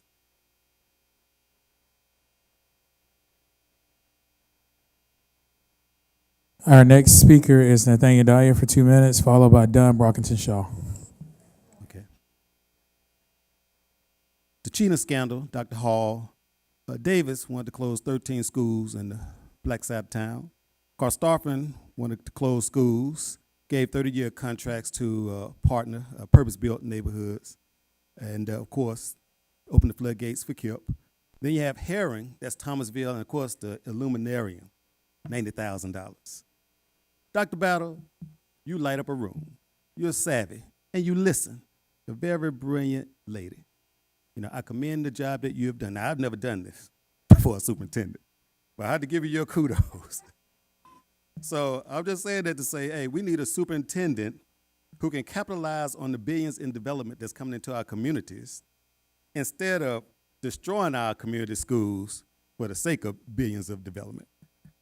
Here's some things that we need moving forward as it relates to the superintendent search committee. In the past, you all come up with one finalist. We need 3 finalists, and they need to have a tour, need to be taken on a tour comprised of one cluster school where they can be interviewed by the community. We have the Q&A, then we evaluate, we do polls, we take polls to see, because we want to know what that $740K is being used for.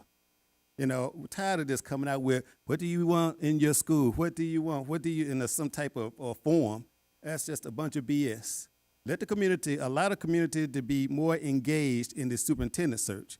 Your track record is poor. Davis, well, let's start with Hall.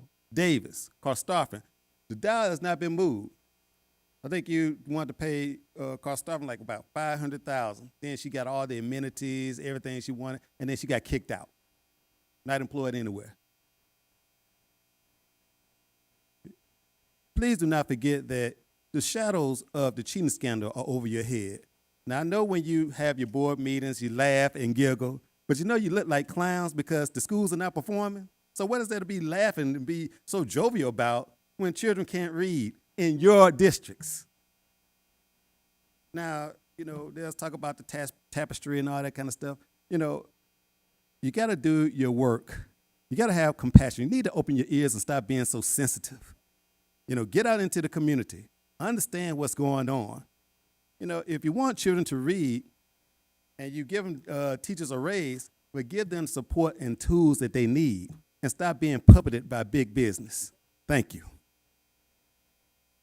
And no for tapestry. Our next speaker is Don Brockington Shaw for 2 minutes. Hello, everyone. My name is Dawn Brockington Shaw, and I'm an advocate for quality in public education. Top 10 reasons why the Atlanta Board of Education should support the administration's decision to deny the Tapestry Public Charter School petition.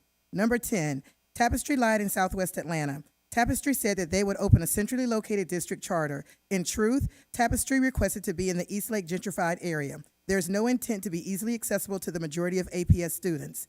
9, Tapestry lied in Southwest Atlanta. A transportation plan was requested to make the school more accessible and equitable, and they failed to provide it. 8, we are in the middle of a superintendent search. If the goal is to get a dynamic superintendent, we need to show that we support dynamic leaders and their decisions, not actively undermine them. 7, we can't afford to open a semi-private school for a small number of students. Tapestry wants APS to give them a building, prepare the building, and maintain the building. Our budget does not allow for frivolous and nonsensical expenditures like this. 6, we are in the middle of rezoning conversations that may lead to the closure of some APS schools. Again, this is not the time to open up a semi-private school for a select few. 5, we currently have about 19 charters and 5 partner schools. Many of those schools are performing poorly, and their poor performance needs to be addressed. Until we get a handle on the charters we do have, no more charters should be approved, period. 4, since Tapestry has money to run ads everywhere, trying to strong-arm Atlanta Board of Education members, they have money to open a state charter. Leave APS alone. It's not physically responsible to give this money to Tapestry. 3, who is Tapestry serving? Less than 0.1% of our population. APS traditional schools provide these services to all students. The superintendent is refining how these services can be improved and better delivered to all students. 2, who is Tapestry serving? The targeted group is too narrow. The administration visited Tapestry and were only shown high-functioning students. A small group randomly saw low-functioning students in a dark room being warehoused. When Tapestry was asked about the mix of students served, they admitted that Tapestry primarily focuses on high-functioning and quirky students. 1, no? Okay. If you could submit that in writing, and we'll make sure that the board has that access. Madam Chair, with that being said, this concludes public comment. Okay. Thank you, community members, for speaking with us this evening. We always appreciate your feedback and your engagement with us.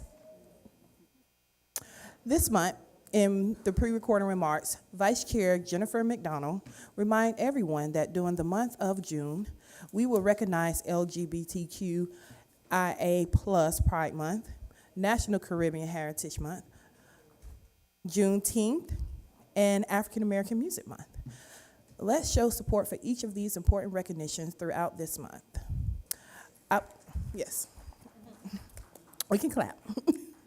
I would like to take this opportunity to recognize the 2024-2025 Student Advisory Council members who will engage with us throughout the school year. Mr. Keith Glass, Community Affairs Manager for the Atlanta Board of Education and advisor to the Student Advisory Council, will provide us with a brief overview and announce the new council members. Yes, thank you, Madam Chair. I do appreciate the opportunity to announce the 2024-2025 Student Advisory Council. And if I start speaking fast, because I got the 2-minute police over here beside me. Yeah, so I'm gonna try to make this quick, but I do just want to give everyone an overview of what the Student Advisory Council is. And so all high schools have 2 delegate seats. One is an appointment, and then the second one is through an application process that myself, along with Dr. CT, review applications, and then we make a selection from there. They attend monthly meetings where they engage directly with administrations around recommendations from previous years and just any other topics that administration would like to engage with students around. And so I do want to just have 3 thank yous. Thank you to the board.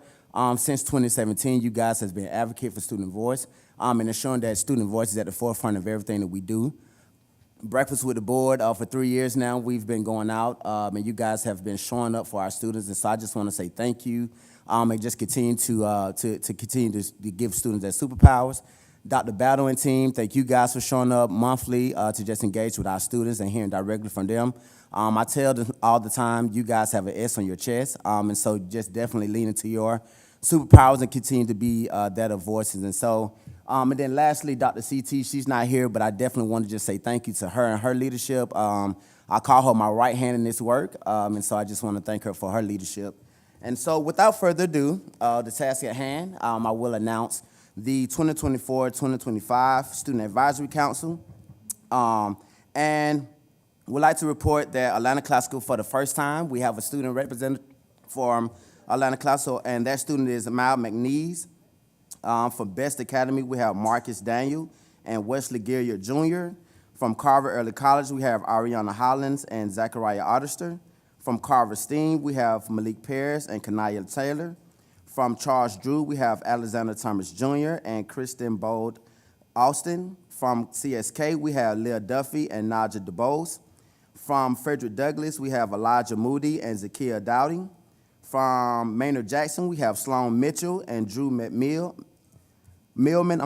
And then from Kip Atlanta Collegiate, we have Brooke Smith and Gino Rick Holmes. From Benjamin E. Mays, we have Bethany Moman and Taylor Michelle Gray. From Midtown, we have Lam Geisler Norsing and Madison Walker. From North Atlanta High School, we have Kareem Evans and Sherry Pierce. And from South Atlanta High School, we have Deja Gibson and Jonathan Jackson. From DM Thero, we have Shania Manning and Adepiju Aragande. And from Booker T. Washington High School, we have Anaya Terry and Kanaya Smith. Students, we look forward to working with you for the 2024-2025 school year, and I yield my time back. Thank you, Madam Chair. Thank you, Mr. Glass. You work very hard with the work that you do around making sure student voice is being heard, the feedback and the input, so thank you. In addition to that, I would like to give a special shout out to Zachariah Ardister from Carver High School, who was appointed to serve on the Student Advisory Council for the Georgia School Board Association. Yay! Okay, that's great. I would also like to provide an update regarding our superintendent search. As I shared last month, as board Vice Chair Jennifer McDonough shared last month, the board is currently engaged in ongoing review of candidates who closely match the superintendent profile. Leadership profile, apologize. APS is using a closed process to honor the confidentiality of applicants. The confidential slate includes past candidates as well as new candidates. It has no identifying factors and is presented without the person name, current district, or any other factors that would reveal the candidate's identity. New applicants were accepted through May 17th. Given the confidential nature of this process, the board will hold its discussion in executive session, which must remain confidential by law, consistent with OCGA section 50-14-3 and our board code of ethics. Following initial interviews with the board, a community panel will convene to further evaluate and engage with the top candidates. Feedback from this group will be relayed to the board, informing the final interview stage. The board remains confident that it will complete the process by this fall. Consistent with legal requirements, specifically OCGA section 50-18-72A11, the board will present between 1 and 3 finalists to the community at least 14 days prior to voting to hire our next superintendent. Now I will turn it over to Vice Chair Jennifer McDonough. Thank you. At this time, I invite board members to report out from their committees, and we will start with our budget chair, Katie Howard.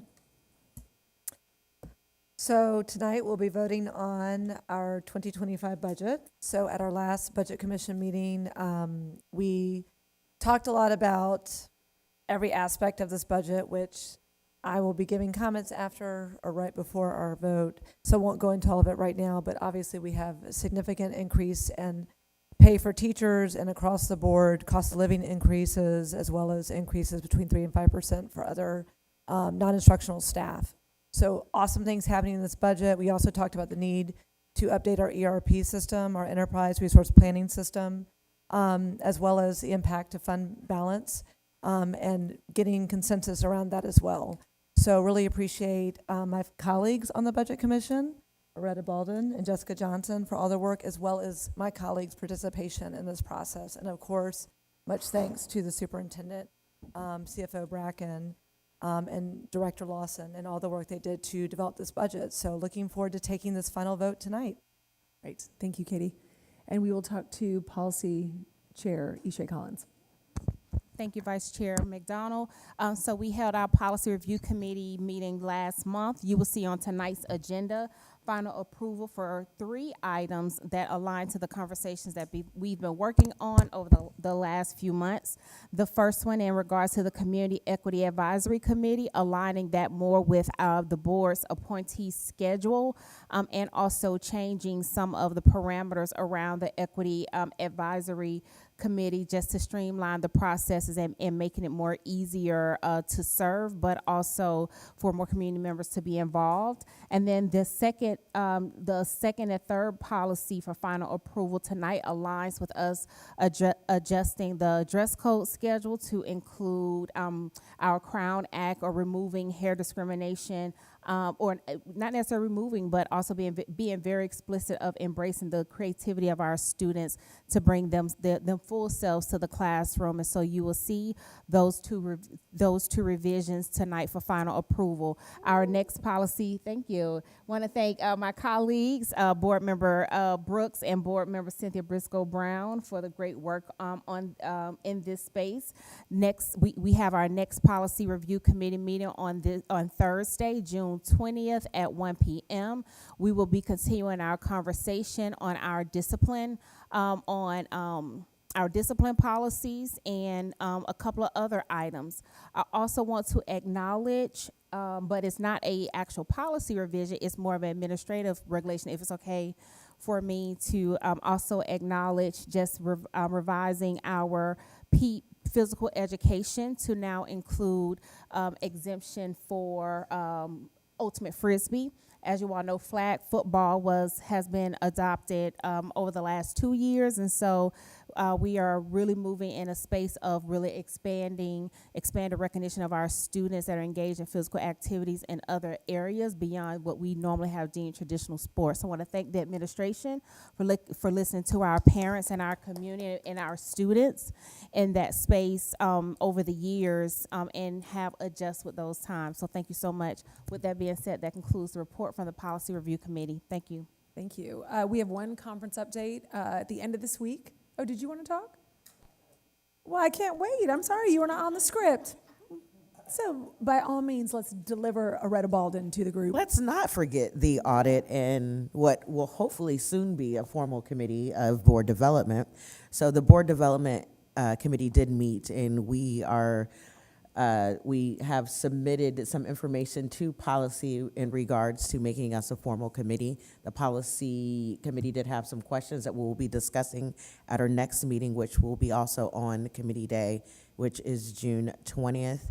In addition to talking about the policy of making us a formal committee, we will also be reviewing board engagement policy as well as the board development policy.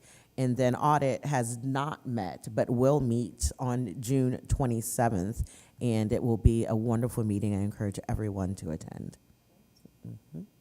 Now I know my lesson is scan before I move on. All right. One conference update, GSBA, which is Georgia School Board Association, will be holding its annual conference in Savannah at the end of this week, and a majority of our board and Dr. Battle will be attending to listen to numerous speakers, meet colleagues from across the state, and join in good camaraderie and fellowship. Chair Mitchell. Thank you. Thank you for the reports. This includes my remarks. Dr. Battle, we are ready to hear your remarks. Thank you, Madam Chair. I want to briefly recap our work session reports from earlier today. We heard 4 presentations. For our first presentation, we heard a presentation on our reading program, Readers Are Leaders, by Ms. Sherris Forrest, our Chief Academic Officer. Second presentation, we had a strategic plan update, which consisted of our talent management update provided by Ms. Nicole Lawson, our Chief Human Resource Officer. Our third presentation was by Dr. Lisa Brecken, our Chief Financial Officer, who presented our strategic plan update, which provided an update on district finances and reviewed the FY 2025 final budget adoption. And our final presentation was on student outcome-focused governance, our SOFT-G, interim goals 2.1 and 2.2. Interim goal 2.1 identifies the percentage of students in grades K1 who have demonstrated reading readiness in mathematics as measured by the Math Growth Assessment. Goal 2.2 identifies the percentage of students in grades 2 through 8 at the Georgia Milestone Math EOG Assessment achievement level of proficiency above as estimated by Math Growth Mathematic Assessments.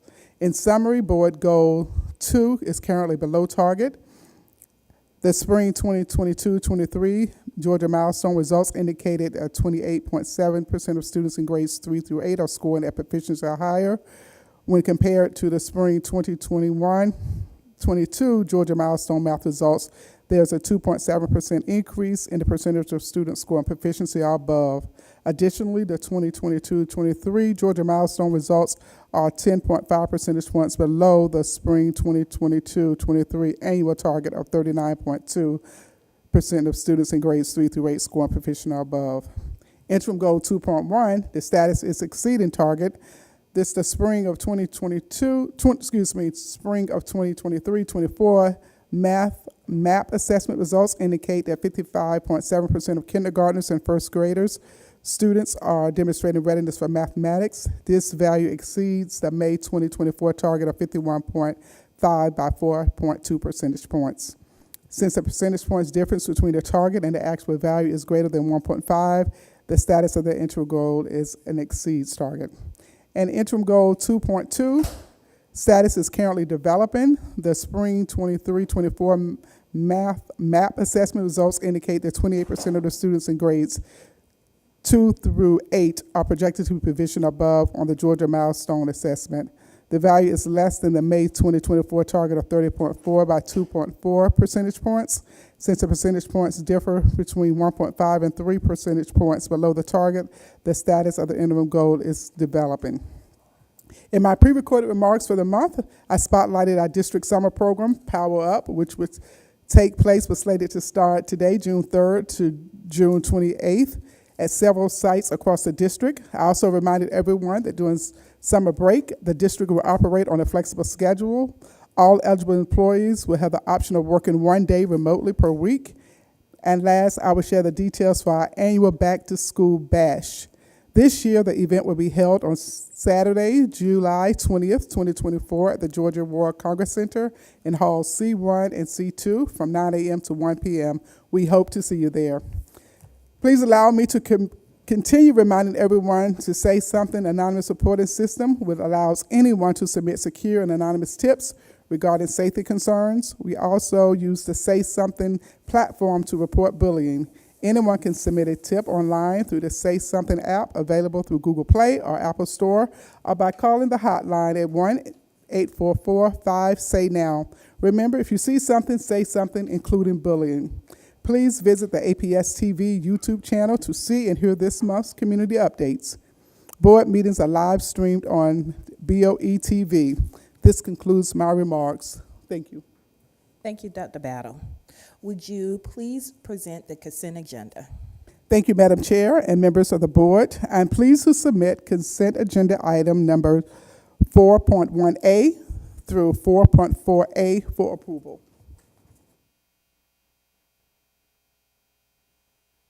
Just give me one moment. I just want to make sure everybody's logged into Assembly. Yeah. I'm trying to do it as well, so. Okay, great. Yes.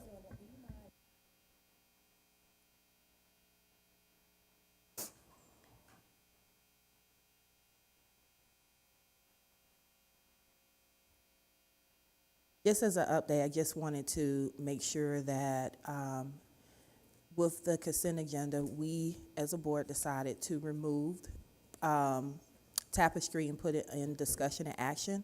That was done last week. So if you didn't see the update in Assembly, that was out on Friday, just as an FYI. Is there a motion to approve the consent agenda item 4.1A through 4.4A? So moved. Moved by Board Member Briscoe Brown, second by Board Member Collins.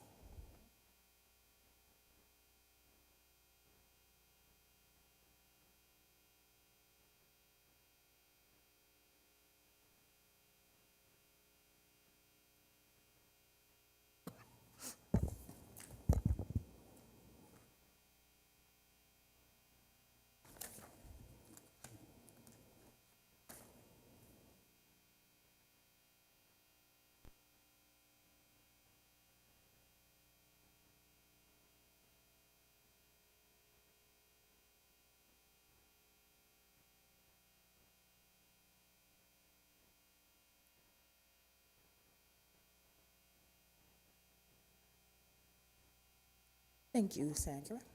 Now we will move to discussion and action. The following items will be discussed. Number 1, the final adoption of FY 2025 budget, General Fund, Special Revenue Fund, SPLOS Fund, Nutrition Fund, Student Activity Fund. Number 2, Douglas Cluster rezoning, final approval. Number 3, revised authorization to execute exchange of real property between APS and the City of Atlanta, Cooper Street and Hope Hill. Number 4, Tapestry Public Charter School, Atlanta, new startup charter school petition.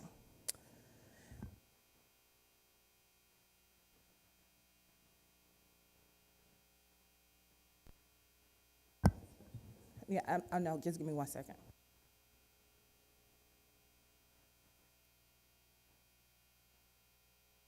Yeah.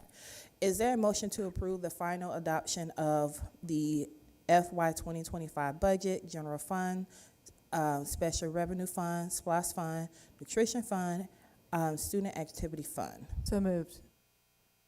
Hold on, sorry, who just moved it? So it is here for discussion, but it asked me to do the motion first. Yes. You can do a So- motion and second and then open Open it for discussion. That's fine. exactly what I'm doing. Okay. That's why I took a moment and paused just to make sure. But that's how it is. It's Okay. correct today. Okay. Okay. Second. Okay. I have a, was that Katie? Board Member Howard. Okay, it was moved by Board Member Howard, second by Board Member Baldwin. Any discussions? So we're gonna start to my left. We're gonna, Briscoe Brown, Board Member Briscoe Brown, Board Member, Isha Collins, and then we have any, and then Board Member, Katie Howard. Okay. The board, the recommendation is to approve this budget, and I agree with that recommendation. However, I do want to express my serious reservations about our use of fund balance. I am concerned that we are now falling below 2 of the 3 measures that we use to show a healthy fund balance and a healthy ratio of fund balance to budget. I remember when we were one of the few districts in the metro area who did not have to cut entire programs, close schools, eliminate things like the entire arts budget back during the recession because we had a healthy fund balance. And I am concerned that by dipping below those measures and being very close to dipping below the third one, that we are potentially setting ourselves up for a significant financial crisis if we have a dip in the economy or if we have an immediate and necessary financial need at some point over the next year or two. It will take us years to rebuild that fund balance at the rate we're going. We see the end of the pension payments on the horizon, and I would prefer that we be a little leaner until we get past that very large-scale pension payment in 2027. That said, I am not going to vote against the entire budget. I give great deference to the administration on recommendations and consider that they're the experts. And in the face of, unless there is overwhelming evidence to the contrary, I typically won't do that. But I do want to go on record as being very concerned about the extent to which we have blown through our fund balance over the last few years. And will do so in this budget. Thank you. Yeah, just to echo Cynthia's concerns, not so much in terms of definitely in terms of the fund balance, but also just every year our budget reflects our values, and I think this is again a budget that really does that, and we could every year have a conversation of ensuring those things of sustainability and how we want to make sure that we're continuing to fund the work that needs to happen in the district to support our teachers and move our district forward. I do have a couple of questions in terms of and also just kind of hearing the comments tonight, because this budget will reflect a huge change for us as well, which is our continuing effort to move our nutrition in-house. And this budget reflects that $43 million investment to do just that. And I don't, want a little bit more clarity based on what we're seeing in terms of that coming in-house and where we are with employees in that space, and just kind of having a little bit more just based on some of the concerns that's been raised to us over the last couple of days, particularly that piece. Just where we are in terms of hiring. In terms of the hiring piece is there, and where we are with that, because I think from my understanding, when we were transitioning from SFE and bringing it in-house, that those employees would be coming in-house, and now just hearing a different process.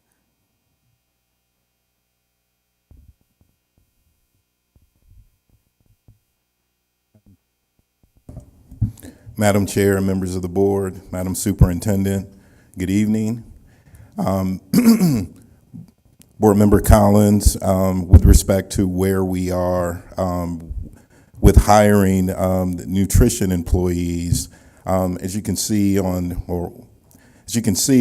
the board report or the HR report tonight, I think there's roughly 170 nutrition employees that are being brought to the board for consideration. Last month, I think there was approximately 80 employees brought to the board for consideration.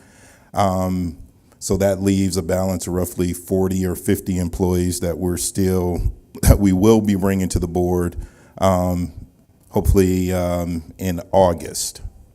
So those employees there's been a recommendation made for the remaining balance of employees, the 40 or 50. They're currently going through the background check, the district background check. So we are extremely comfortable with where we are with respect to the hiring of employees, and are, very confident that starting August 1st, we will have the necessary human capital infrastructure in place to facilitate our nutrition program. Just speaking at a very high level with respect to current employees, SFE employees coming over to APS.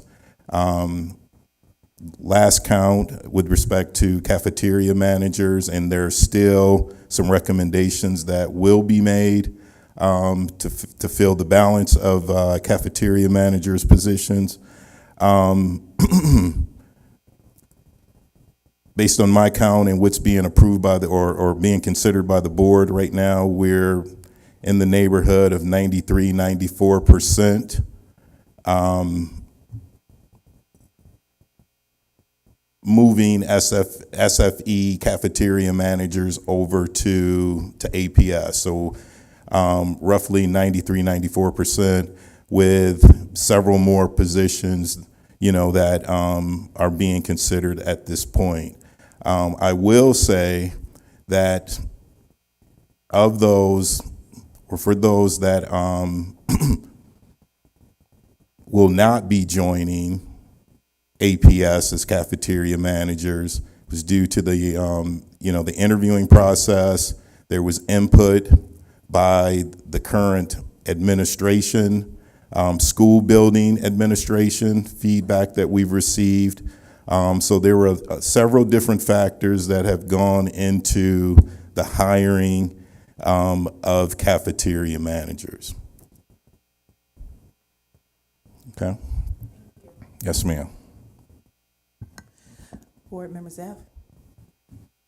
Thank you, Mr. Hoskins. I just have this general comment that I'm immensely proud of the budget that this board came together to as Board Member Brown said, and we all agree these are moral documents. We made the very difficult decision to move money from the central office, move it into reading, because we know that is what is fundamental to our kids' success.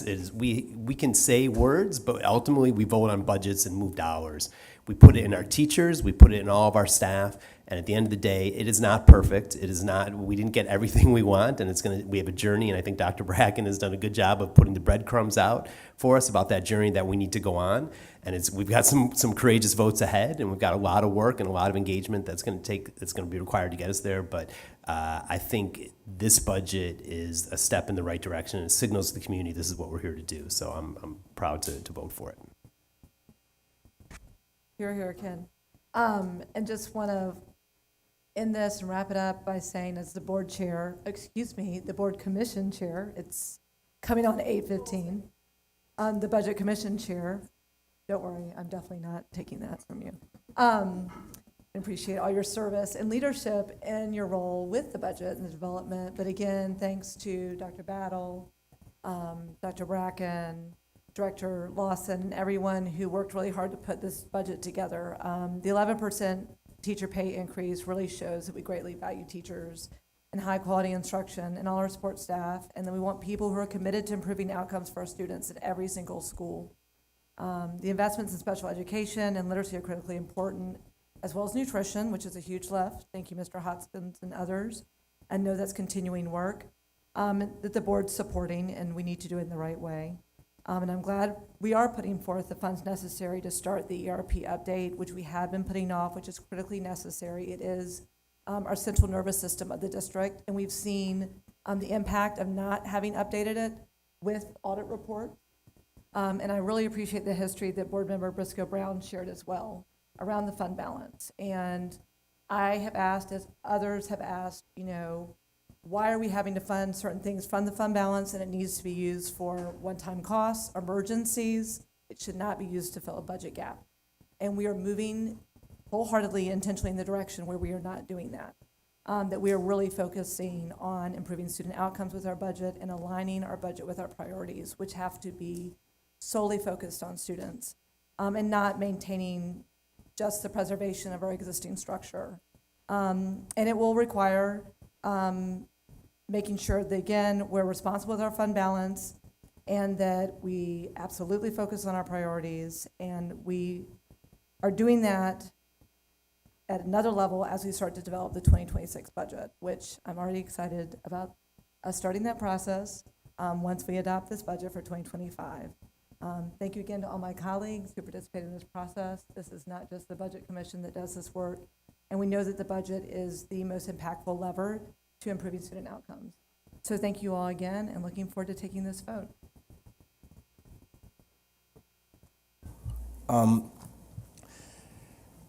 Again, I want to echo just some of the sentiments of my colleagues in the way of what this document, this budget says about what our priorities are. Earlier today I had some questions even about our special education investments and exactly what that looks like. When we look at the areas that our district needs to be making the most strides in, it typically is around some of our most vulnerable students. For me, in the future, I would really appreciate a high prioritization of just being very clear about what we're doing in those areas, like what's working, what are we reaching for, what are we striving for, because it matters. When we see a large increase in funds going to a particular area that we're not performing well on, people want to know where that money's going and what it's going to do, and especially when we have a challenging vote that we're about to go on under this discussion and action part, specifically talking about students with special needs. We got to have the answers if we're going to have to make decisions. And currently, right now, I'm really not satisfied with the position that we're in as a board with being able to make that decision while having a full, comprehensive understanding of where we are, where we're going, how long it's going to take to get there, what's needed, what are our gaps. And I know it's to come. The audit's coming later this month, et cetera. But it's hard. It's so hard to make some of these decisions while feeling like we don't have all of the information yet. I am excited for our educators. The 11% average increase is huge. I had a teacher DM me today who said, she never imagined she'd be able to make six figures and be in the classroom, and next school year she'll be making six figures. That matters to teachers a lot. Seeing the 3 to 5% increase for our support workers is a stride. It is helpful, and I hear folks in the community about having to take care of our custodians, having to take care of our cafeteria service workers, having to take care of our bus drivers, et cetera. And the truth is everyone deserves to be paid a dignified wage, plain and simple.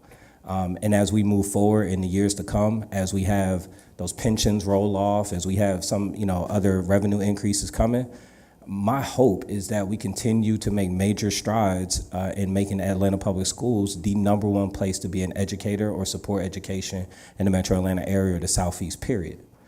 And so it's going to require all of our support to get there. And just know that in the future, moving forward, Ken and I have only been on this board for 5 months in. Ken, you count days. I don't count the days. It is going to be very important for us to look critically on our charters that are not performing well and have not performed well for a long time, who are consistently being renewed or are up for renewal It's time for us to be more critical about that and stop rubber stamping everything and start having some real come to Jesus conversations, especially when we're going to be talking about potentially consolidating or closing some of our traditional schools. Some of these charter schools need to be on the table too. Katie, I would like to thank you as budget chair for all your hard work. Dr. Battle, you too as well, and team, Dr. Bracken and Mrs. Nicole Larson. Thank you very much. Sandra, would you please open the polls?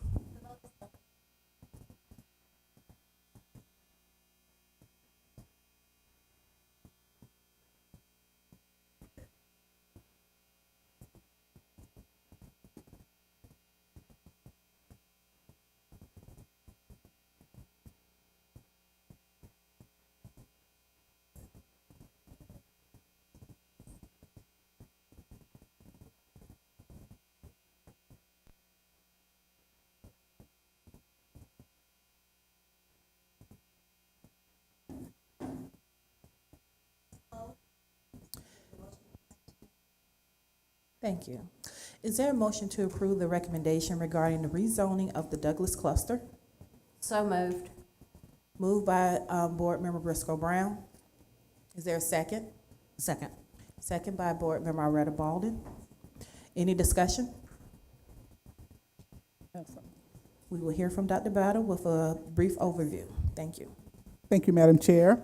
As a part of our annual facilities review, we engaged the Woodson Park community from February through May on our facilities data and options.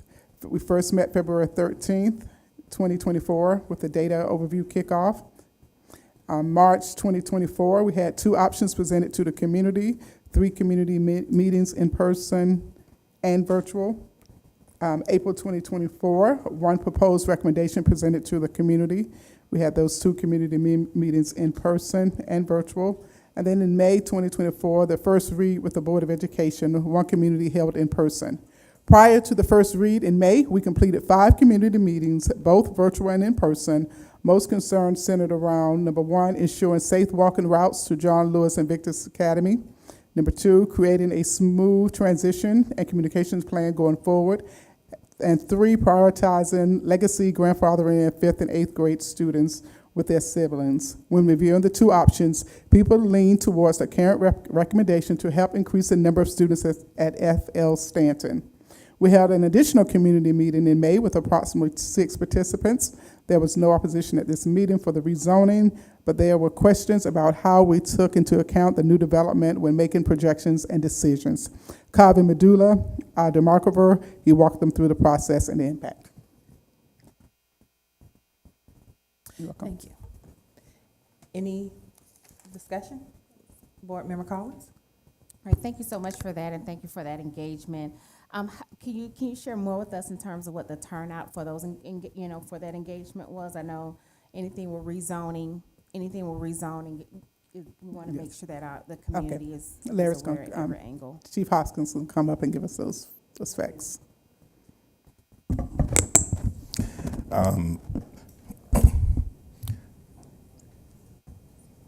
Board Member Collins, I'm sorry, I don't have the specific numbers on the number of folks that actually attended each of the engagement sessions.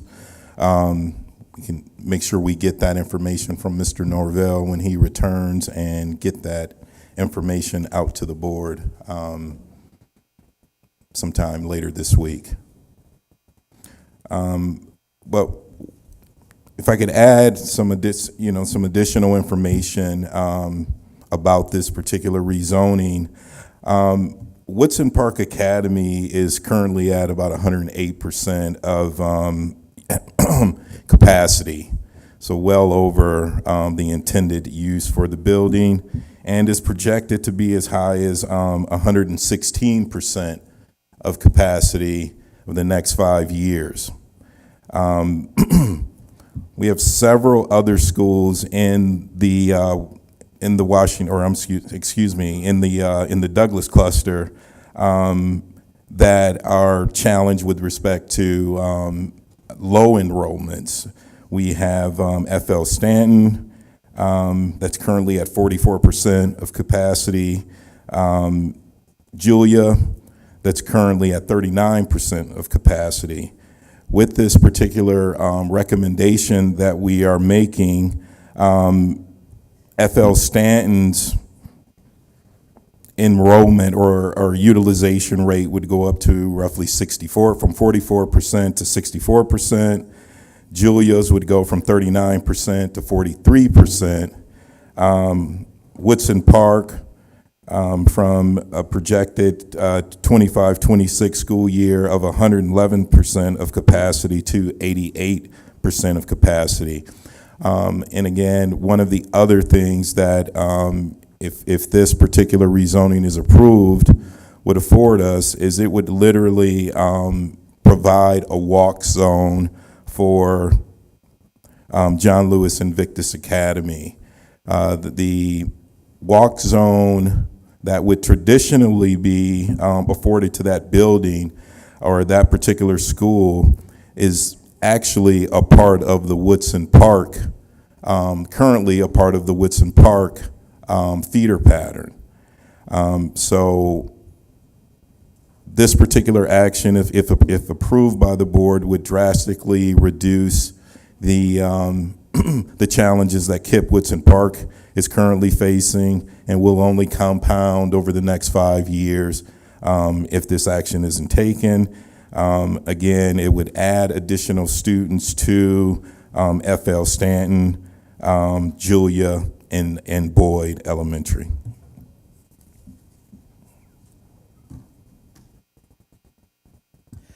Board Member Johnson? Yeah, I guess can you give us, thank you for the percentages and I guess helping us understand the capacity, but how many families are we talking about impacting? And did we also make sure to like have those same meetings with Stanton Community and Boyd and JLI? Did we also meet with those communities or do we just meet with the impacted families? No, those communities were met with as well, or at least invitations were extended to those communities as well, both virtually and in person meetings.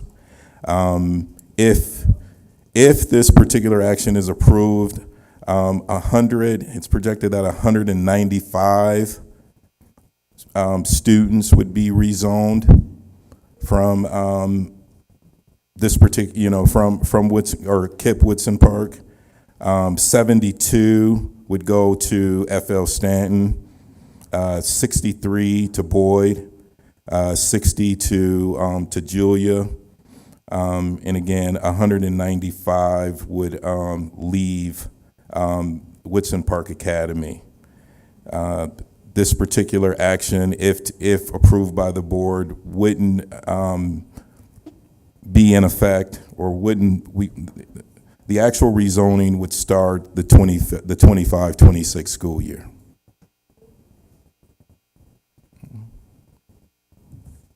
I'm sorry. Board Member Bolden, it's on you. Thank you. So in addition to the all-call engagements, was there specific engagement to the people who are directly impacted? So to the scholars that will be moving from Woodson Park, was there a direct outreach to them, or was it just a general all-call invitation?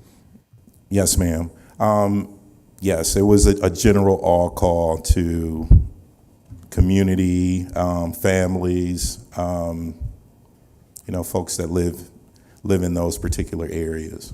So are there any plans to talk directly and specifically to the people who we know are impacted by this move, so we know that they're enrolled and based on their enrollment address that they will be moved? Was there, I thought that there was an outreach that went directly to them. Was that not the case?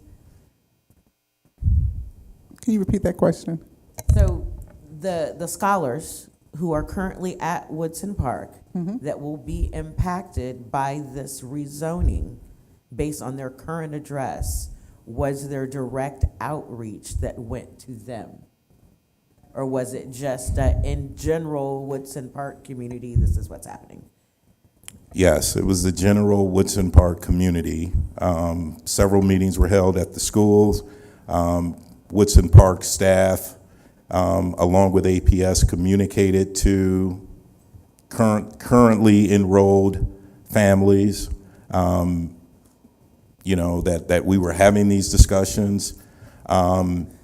Do remember seeing folks that did attend the meeting, that don't currently have students at Woodson Park, but are future, if they would be future Woodson Park Academy students. Yeah, but excuse me, Larry, KIP did reach out to those families. They did it from their house, from their side of the house, reached out to those 195 families. Okay.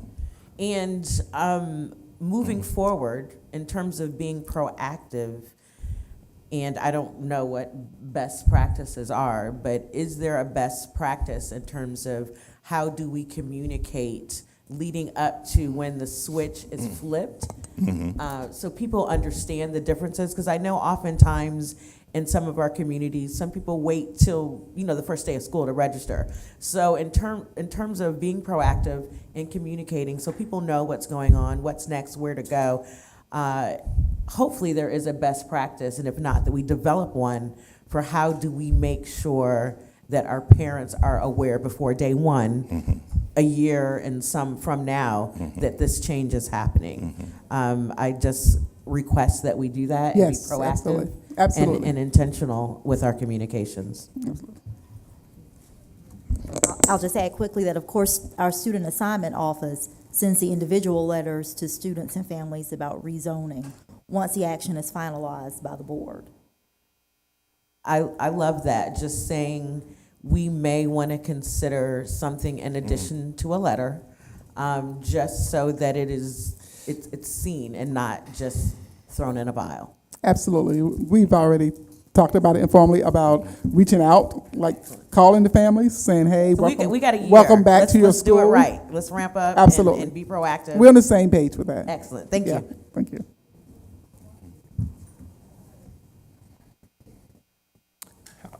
Thank you. So my question is around 194, I believe it's about 194 students, 195 students that we're talking about shifting from a KIPP school to back to traditional schools. Is there an assessment on what either the cost or the investment will be for us to transition those students from KIPP into Boyd and into Stanton?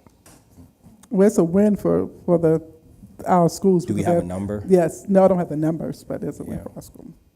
And I expect that. I'm just curious as to, I think that's a part of the conversation. Many times when we talk about how some of our schools maybe are underserving our students and the need to get kids back into our traditional schools, and also understanding that there is a differential between what we're spending on a student being educated at a charter as opposed to being educated at our traditional school. I think it's worthy for the community to know that, by making this move, there's also a reinvestment into our traditional APS schools that's happening as well, and the impact that that has on our fund balance.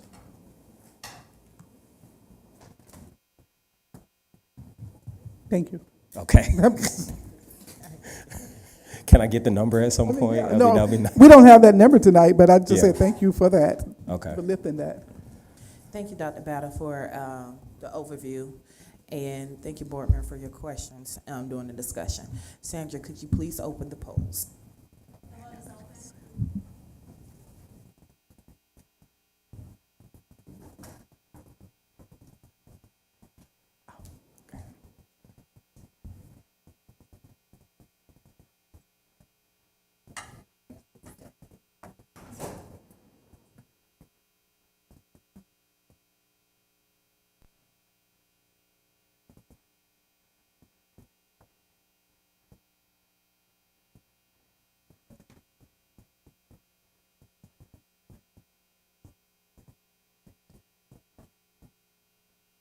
Mine popped up and I voted, but it didn't show up. I'm a yes.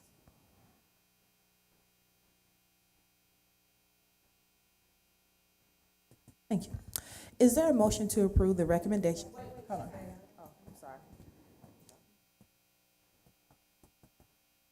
It's moving slow. You want me to just go ahead and enter it? Yeah, yes, it's fine. There it is. Thank you.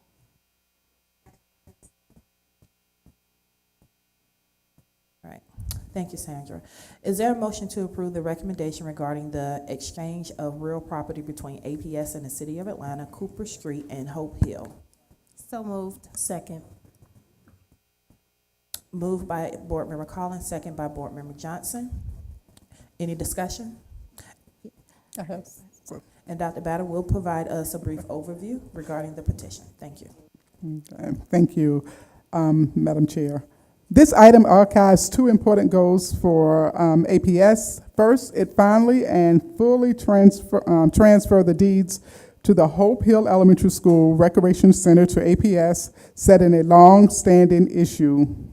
Second, it allows APS to transfer surplus and unneeded property to the city so that the city can determine and develop this property. APS has already determined that the Cooper Street site is not suitable for a school district use, for any school district use. We trust that the city has engaged and will continue to engage the community to determine the future for the Cooper Street site. Additionally, to ensure that APS is receiving a fair and even exchange, the city will pay APS nearly $1.5 million, the differential in the value between the sites. APS can use these additional funds to enhance its educational and operational programs. And you first saw this in the September 2023 on our board meeting at that time. Thank you, Dr. Battle. Any discussions? I want to thank Dr. Battle. Board Members Zeff and I just wanted to thank Dr. Battle and Council. This is government working together for the benefit of our community. So it was tricky, and it was thanks for wading in, and this is what our taxpayers expect us to do. So thank you for sticking with it.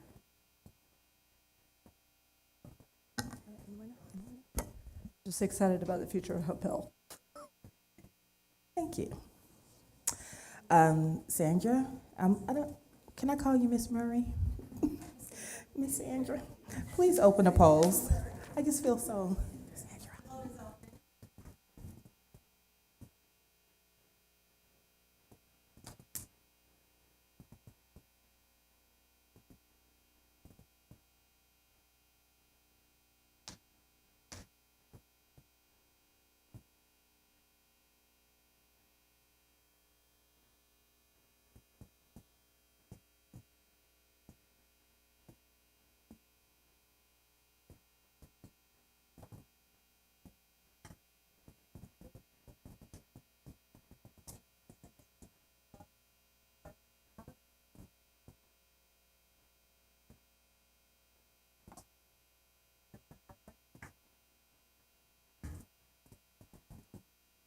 So I am abstaining because I work for the City of Atlanta and for a council member.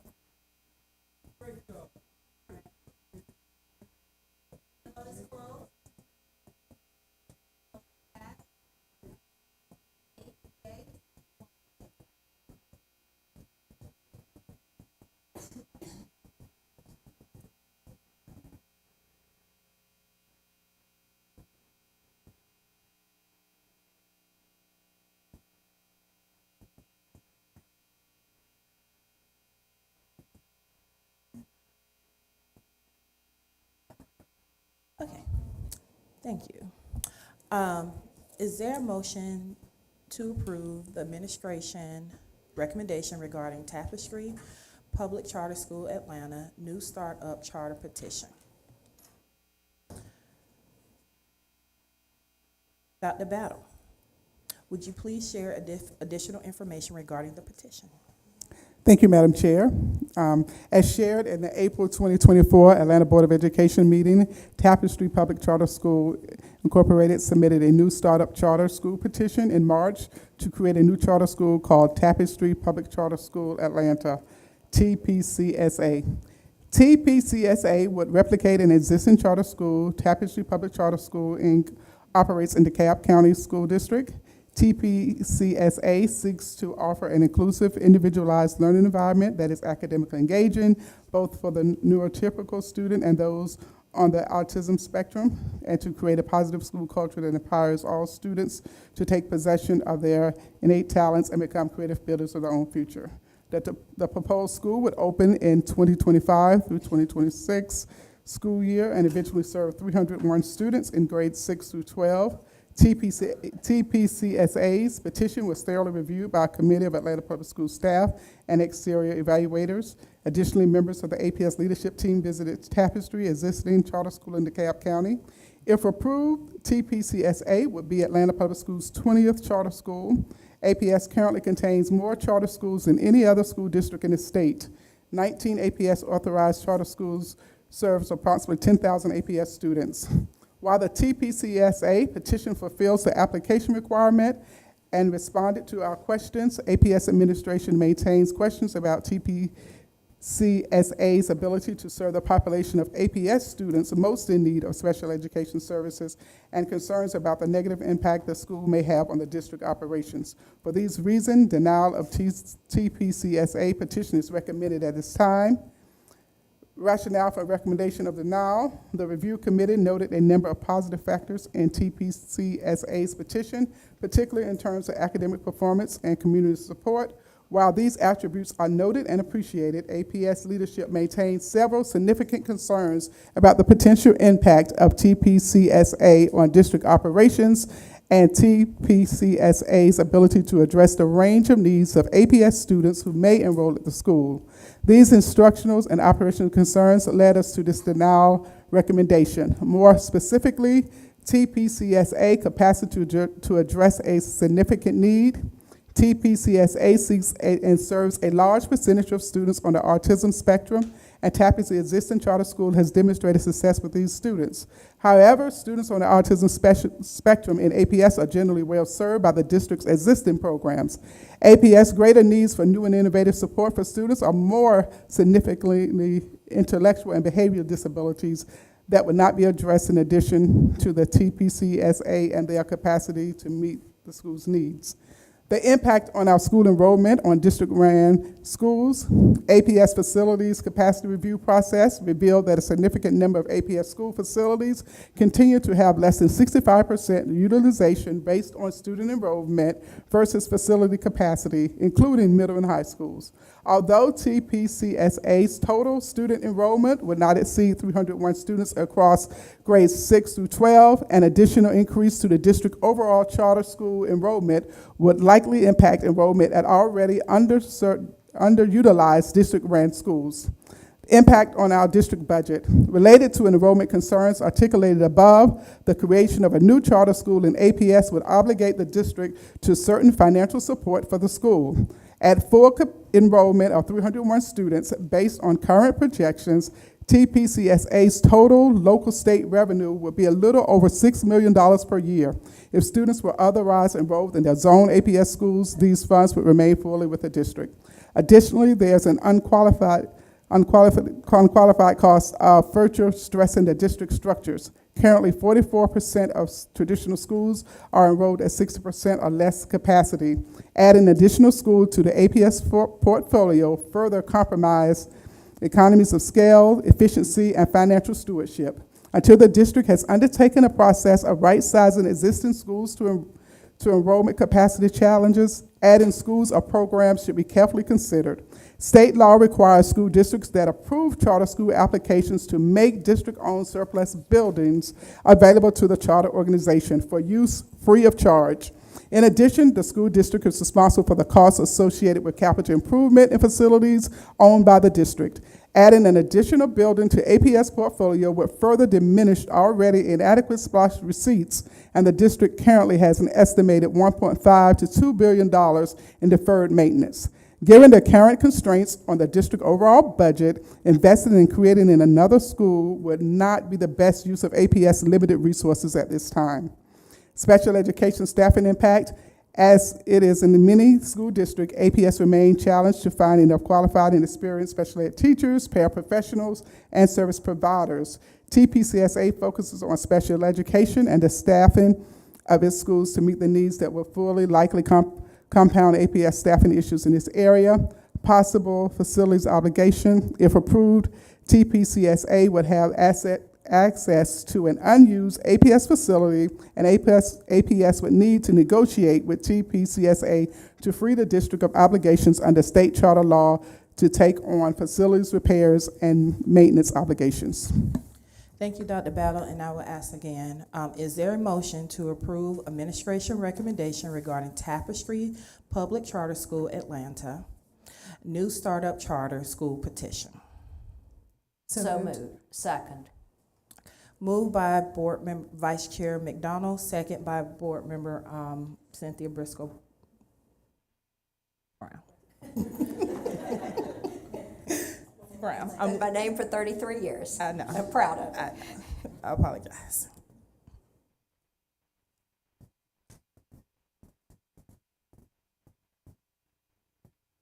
Yes, we're open for discussion. I'm sorry. We'll start with you, Board Member Dr. Zeff. Thank you. First, I want to thank staff. I want to thank everyone that's here on both sides of this issue. This engagement's important for our district, and we need to, folks need to be heard, and I feel like I appreciate the exchange of ideas. Interestingly enough, I think the most transformational work that happened today was earlier in the day when Ms. Forrest talked about literacy work, when Dr. Bracken talks about budget. I feel like these factors together point the district in the right direction, so I feel like we're setting the foundation for good stuff to happen in our district. When I make a decision like this, I look at three things. I look at, first of all, am I the right person? Is the board the right person to make this, the right group to make this decision? Is it good for kids, and is it good for APS? So first, should the board be making this decision? Because I have deep respect for Dr. Battle and for her team and their recommendation. As I listened to Dr. Battle read her recommendation, staff's recommendation, there's no question that Tapestry is doing good things for kids. The staff sees that too. The question becomes, can we handle it as a system? Can we make room for them? Do we have the money to engage in this? And so it's essentially a budget decision that we're having, and that to me is squarely within the board's decision, the board's conversation, as we heard earlier. How we decide on the budget is something that I feel the board is responsible for. So I do feel like it is the role of the board to enter into this decision, even though I have great deference and great respect for staff, and I know how hard those jobs are. So the question is, does it help kids? Second question, does it help kids? And clearly it does. We see not only is this the Charter School of the Year last year, there's the scores are. As Dr. Battle read when she did the SoftG report, our students with special needs are at 8% in proficiency. Tapestry is 2 or 3 times higher than that. Graduation rates are higher. There's a variety of reasons why. Plus, 600 parents want MPUs have voted for it, so clearly parent support for it. Again, a very narrow solution, but a solution for kids. And again, having been there, and I think many of the board members have been there, it's hard to walk out of that environment and not feel like something good is happening for kids. So that to me is the easier part. The harder question is it good for APS? Is this the right decision for APS? And it's a tricky one. I am not a reliable vote for charters. I am not somebody, when I was at Fulton County Schools, I voted against charters. I closed a charter school. It is a difficult decision. I think as Board Member Brooks said, sometimes we have to make that decision. This will show up in the 25-26 budget. I find this petition particularly compelling as a narrow solution to affect kids that are most vulnerable among us. And we can learn from them, we can partner with them. It's 10 miles down the road, and it seems like this is an opportunity to help a couple hundred kids. And I understand we have a lot of work ahead of us as a district to get ourselves right and to make sure that we're prepared for the future, but I don't think this is where I don't feel comfortable starting here. I feel I will support this petition, and I look forward to having the opportunity to work with Tapestry in the future. Board Member Howard. So this has also been a very difficult decision for me as well, and I have nothing but deep appreciation and respect for Dr. Battle and her team, and I really respect their recommendation. And I also have many of the same concerns that they shared in the recommendation regarding the impact to our budget. Clearly, I'm looking at that very closely as budget chair. And I think about that a lot with the creation of new charters, which is not a new issue. And hearing my colleagues talk about it today, we've heard from people speaking tonight about the fact that we have some charters that are not performing as they should. And we need to be holding them very accountable, as well as all our schools, which is what I'm focused on as a board member, and I know my colleagues are as well, in terms of holding every charter to a very high standard of increasing student outcomes, which is why I have been impressed by Tapestry's gains and successes with students who qualify for special education services and neurodiverse students. And I know as a district, we're hyper-focused on this work. We've shown that in our budget by increasing the amount of money going towards special education. Dr. Battle, that was the first area she was focused on, and we're about to receive an audit around special education. So no doubt we're doing this work, but we know we have significant gaps. We're not the only district that does, and we're going to need the help of a lot of key partners to do it best. And I've also heard the call from parents and caregivers in my district who reached out to me about the needs of their children, and definitely calling out what Tapestry has been doing for this population of kids.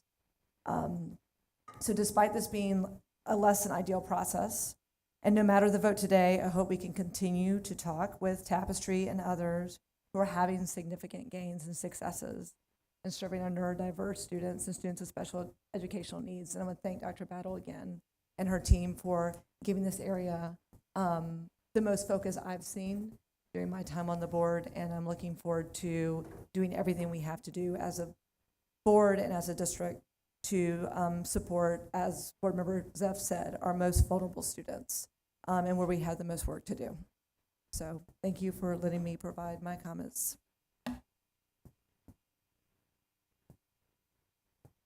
Board Member Briscoe, Board Member Brooks. This vote is probably one of the most challenging votes that I've had to make as a board member of yet. As a public school teacher who only teaches interrelated classes, my classes include a co-teacher every day. Half of my students have IEPs or 504s or OHI. And I also have gifted and general ed students all in one learning environment all day long. And from a practitioner's lens, getting an opportunity to go visit Tapestry out in Doraville and see what they were doing, I saw some very special things happening in that school. And I saw things happening in that school that I've yet to see occur in any other special education environment ever. To see co-teaching happening in a way where you can't differentiate who's the content teacher and who's the special ed teacher, to see additional supports inside of the classroom so that some of the social emotional needs of the kids could be catered to without having disruption of instruction. There are things about that model that I think are laudable and things that I think we should take very seriously as a district to bring in-house in what we're doing and amplify. So when I ask questions about what are we doing with this, tens of millions of dollars of increase for special education services, I'm looking to see what are we doing that we know is working in models that are around us that are showing us what's working. Where I do have a challenge, where this becomes contentious for me is severalfold. While we're able to give our teachers an 11% increase, we're only able to give our support staff 3 to 5% increases, and that has a lot to do with the strain on the budget. We're dipping into surplus funds in order to keep this budget upside.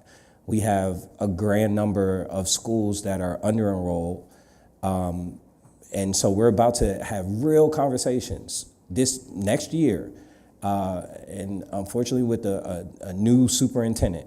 And I say unfortunately on purpose, because if you want to stay, I'm down for it.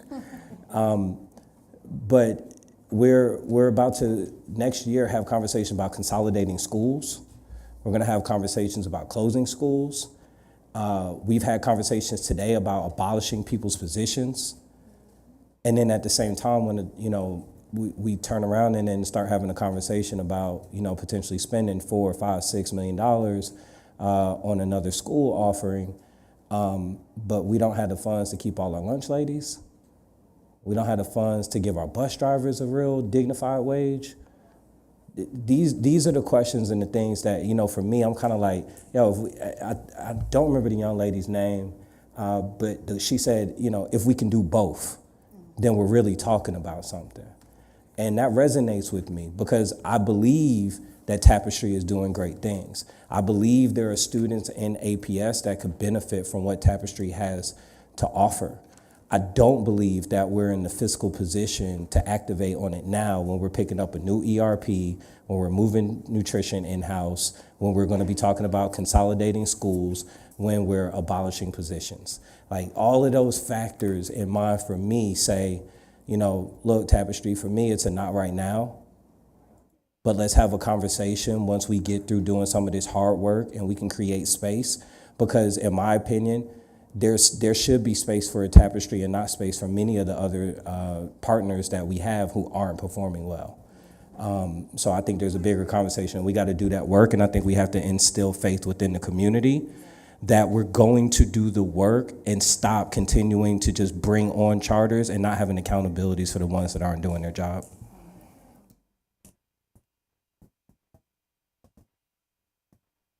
Jessica Johnson, then Isha Collins, and then Board Member Briscoe Brown.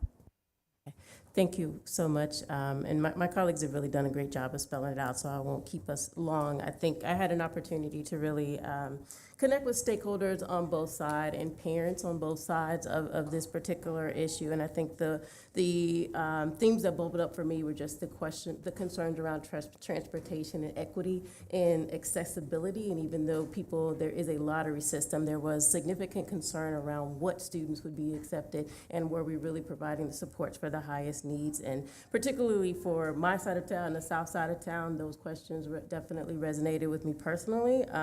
I think we really need to lean in going forward to the bigger conversation about what we are doing with the resources that we have to improve services to our special needs student population. And so I would challenge us as colleagues to spend the next year really leaning into something like a Readers Are Leaders level initiative specifically for our special education departments. I would love for us to put more than $9 million into that bucket to make sure that we shore up the legal compliance and the resources and the staffing that is going to be needed for us to do right by this population.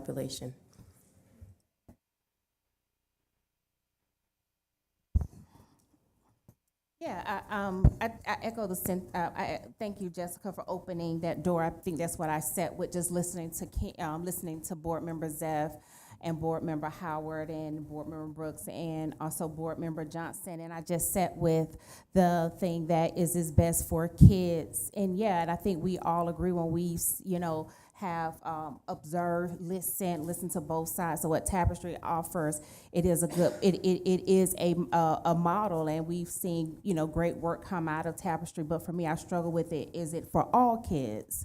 And to Jessica's, and this is one I've been very vocal about with colleagues of mine that are on the side, that side with Tapestry, and colleagues of mine that are not. And we represent an area that have a large population of students with special needs. And the two biggest questions that I've gotten asked from my community who wants to be able to take advantage of this institution is, will it be accessible to me? And so when I look into the petition, yes, in regards to the transportation plan, the response is we will, and what that looks like is MARTA accessibility and a family carpool option, where those options already don't help the community that really truly wants to access this school. And then in terms of the locale, there were conversations, and I got mixed responses in terms. At first, there was conversations of the location being more central to where all families could be able to access. Then it was a change that there was locations being looked at on the south side, and then there was a change where it landed on East Lake, and then now it does feel that it's an idea and a thought when I really do need to be a concrete solution so that it's truly equitable for all families. I really appreciate what Tapestry offers And I truly, truly would want us to continue to explore the conversations of partnership and the process and what that looks like to possibly bring them online in the future. But to the point of my colleagues, and even to the point that Board Member Howard expressed, chairing our Budget Commission, where we have had to fill in a deficit gap, where we are abolishing positions, where in this same board meeting agenda, not only are we making a decision on this end, we are also making a decision to rezone schools in a cluster where we're looking at a school that only has 137 students, and how can we support even building the enrollment there? Are we where we want special education as a department to be in the district? Absolutely not, which is why we've pushed multiple times over the years. I've sat on this board for a special education audit and leaning into those recommendations, and also putting the investments, whether it is 9 million, 14 million 1 year, making sure we have the staff pushing stipends to certify special education in a shortage area that we not only face as Atlanta Public Schools, but what we're seeing locally, regionally, and nationally. I look at all of those key pieces, and one thing that in full transparency kind of disgusted me was this comparison of the percentage of APS students compared to a Tapestry students. And let me be clear, a 6% of Tapestry is only 18%. A 6% of APS students is a couple of thousand students. And so when I look at the investment of dollars and investment of interest of our return of investment, and where we should truly be investing our time, talent, energy, and really moving the needle forward impactfully with this current cycle, what we are facing as a district, and Ken, to your point, where we are charged as a board will make the decision on the budget. It is I think it's very clear what my tone is in terms of where I stand tonight, but my thought of Tapestry coming on board on a portfolio of our schools in the future is not, and I do respect Board Member Brooks for also leaning into what we currently are in the portfolio. And thank you, Superintendent Battle and the administration. We've been having this conversation for a few years, but I do think that we definitely cannot underestimate, we cannot also diminish the conversation of equity and accessibility, and not one of we will or we may or we think or we can, when we had an opportunity. And I made this very clear last fall that for me and the community that has elected me to represent them, I need to see concrete. I need to see this is what it looks like. This is how it'll look. This is what the timeline is. This is how we'll raise the funds. These are the commitment of partners we have, and I just don't see that here at this time. So I'll leave that there. Thank you. Board Member Cynthia Briscoe Brown. Thank you. As I said a few minutes ago, when I voted for a budget despite my reservations, I voted for it because I give great deference to the recommendations of the experts that we hire and we pay and we respect when they give us our decisions. In the absence of overwhelming evidence to the contrary, I will defer to those recommendations. Like my colleagues, I have independently considered all the data, the community comment, my personal observations, and the questions of equity, policy, finance, and the impact on APS as a whole. And I thank my colleagues for articulating those. And by the way, I just want to say thank you to each of my colleagues for the really thoughtful way in which you've approached this decision. It's been really heartwarming and affirming for me to be a part of a group of people that takes this job so seriously. So thank you. I also want to say, though, my colleagues have said most of what I wanted to say about this decision. I do want to say that we on the board are aware of intense pressure campaigns on this issue, which have been conducted by third-party individuals and organizations, not any of the parties to this actual decision, but third-party outside individuals and organizations. Some of these individuals and organizations have spread false information, have taken board member and other stakeholders' comments out of context, have threatened Board of Education members and/or have betrayed the trust and confidence of those whose job and whose duty it is to make this decision. I speak for myself, but I think some of my colleagues might agree with me. I'm not going to ask right now. When I say that these activities not only weren't effective, they had the exact opposite of the intended effect. I will always welcome the opportunity to engage in professional and mutually respectful conversation with any stakeholder on any subject, and I think I have proved that in my 11 years on this board. But it's not productive for either of us to engage in conversation when one participant has previously demonstrated its bad intentions. And that's unfortunate because that means I don't get the benefit of those thoughts and those questions and those ideas. So you know who you are. Take that to heart. And by the way, one more thing.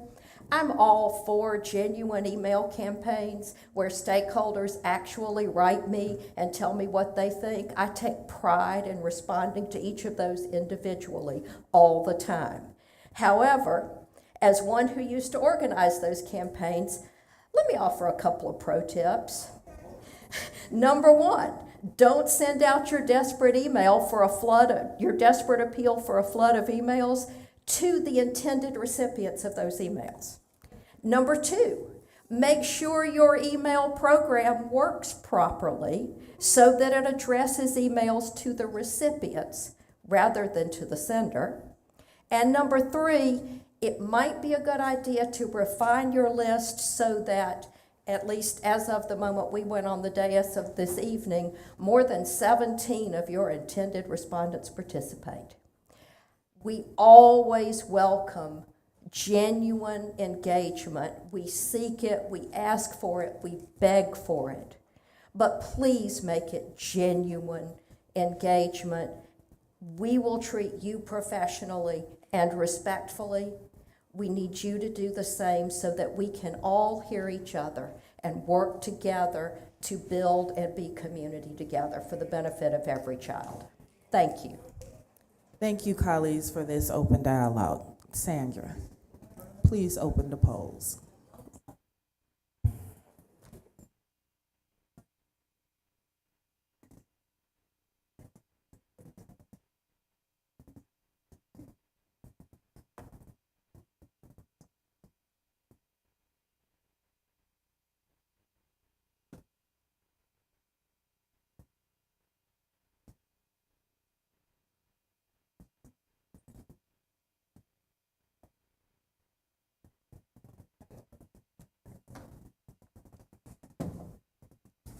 Can you open my vote back, please?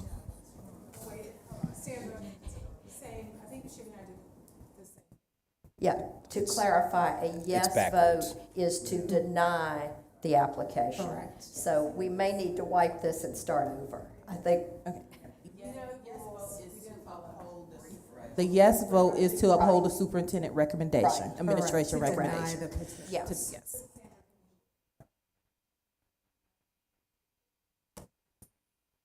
We have to, the board members who need to change their vote, do a voice vote for them? Oh, well, restart the vote. Yeah. You can restart it. I Restart. missed hits. Yeah, it's backwards, so it's.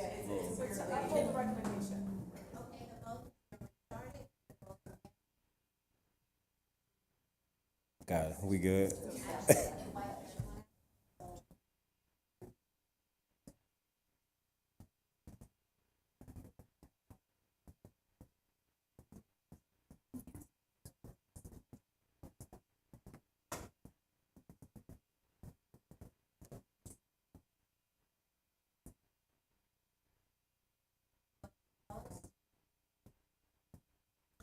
Thank you. And now I'll turn it over to, oh, hold on, you gotta tell us, sorry.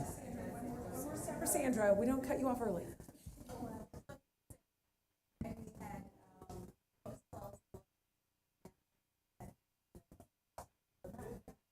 Then that's not unanimous. Majority?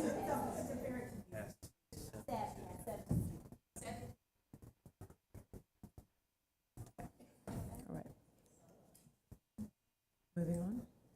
Okay, moving right along, we will have Vice Chair Jennifer McDonald, board resolutions. All right, we'll talk about board resolutions. So agenda item 7.1 is a board resolution recognizing LGBTQIA+ Pride Month. This resolution highlights the month of June 2024 has been designated to recognize LGBTQIA+ Pride Month. The Board of Education understands that a commitment to diversity in every form is a bedrock value of this public school district and the entire Atlanta community. In accordance with Board Policy JAA, Equal Educational Opportunities, the Board of Education believes that all students are entitled to equal educational opportunities regardless of their race, color, religion, sex, citizenship, ethnic or national origin, age, disability, medical status, military status, veteran status, marital status, sexual orientation, gender identity, gender expression, ancestry, or any legally protected status. The Atlanta Board of Education also expresses its support for student participation in gay-straight alliances at several Atlanta schools and hopes for the continued expansion of these very important programs. The Board of Education declares its unwavering commitment to establishing APS as a safe, secure, welcoming space for all of its students, including LGBTQIA+ students. I will now open up discussion on agenda item 6.1, a resolution recognizing LGBTQIA+ Pride Month. Any discussion? Board member? Happy Pride. Okay. Happy Pride Month. Thank you for that. Yes. Yes. I will say, as a sister of a boy who probably didn't always feel comfortable, we can't create that. It's a part of who he is. It's not who he is solely. I think we have to give a space for every student to feel like you can find your people, and your people are here, and they're welcoming you, and it's important. And I'm so glad that we're doing this. I'd like Tell to. my brother I got emotional on the dais. Just to keep it amongst ourselves and everyone watching. I appreciate that emotion, and as a mother of a child who is a member of this population, I am so thankful for the welcoming community that APS provided for my child to grow and flourish and to bring her full self to school. So thank you for this, and so moved.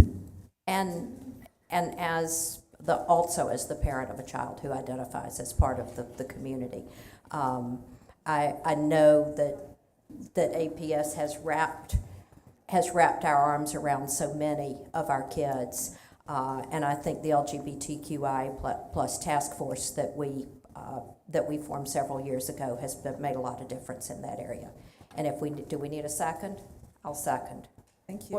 And as Ishe said, Happy Pride Month. Pride. All right. Chair Mitchell? So I have a motion by who? Because you said you second. Okay, Aretta. Okay, I have a motion moved by Board Member Baldwin, second by Board Member Briscoe Brown.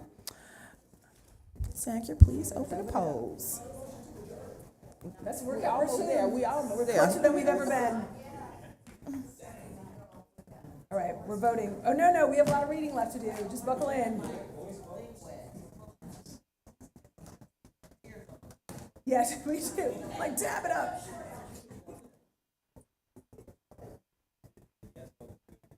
Yes, we learned our lesson, Shivy.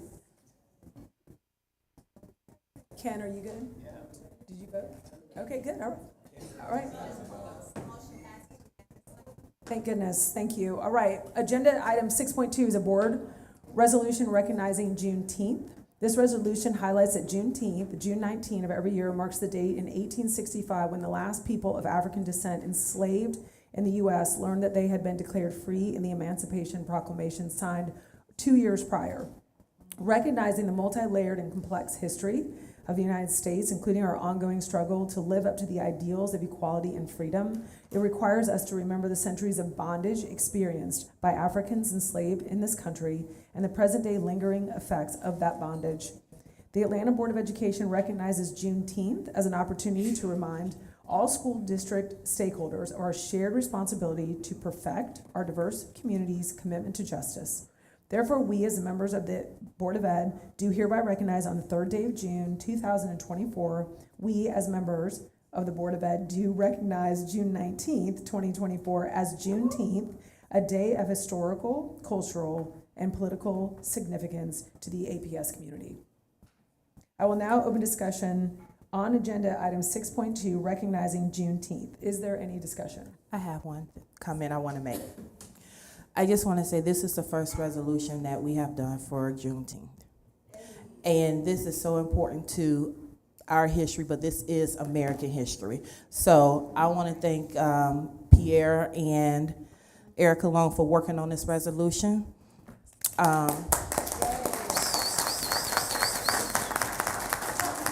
You say, huh, what? Well, I would like to thank Pierre for helping push it, move it. Okay, you did. Okay, I just want to make sure. So again, thank you, and I'm looking forward to celebrating the Juneteenth activities around Atlanta, and I'll open it up for any comments from.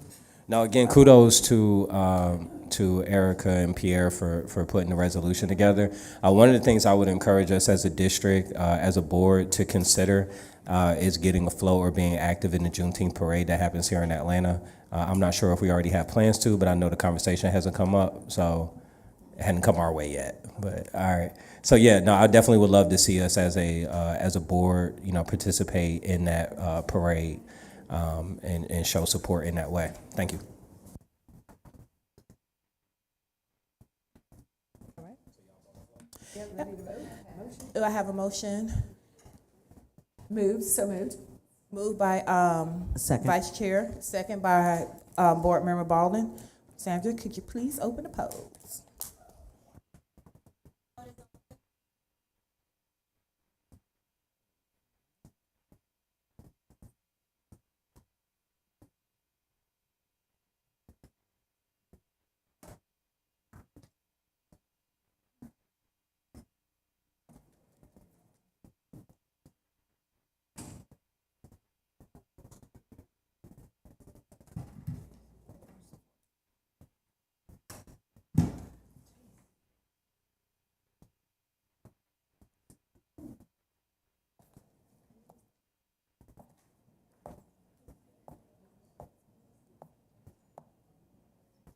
You have to vote.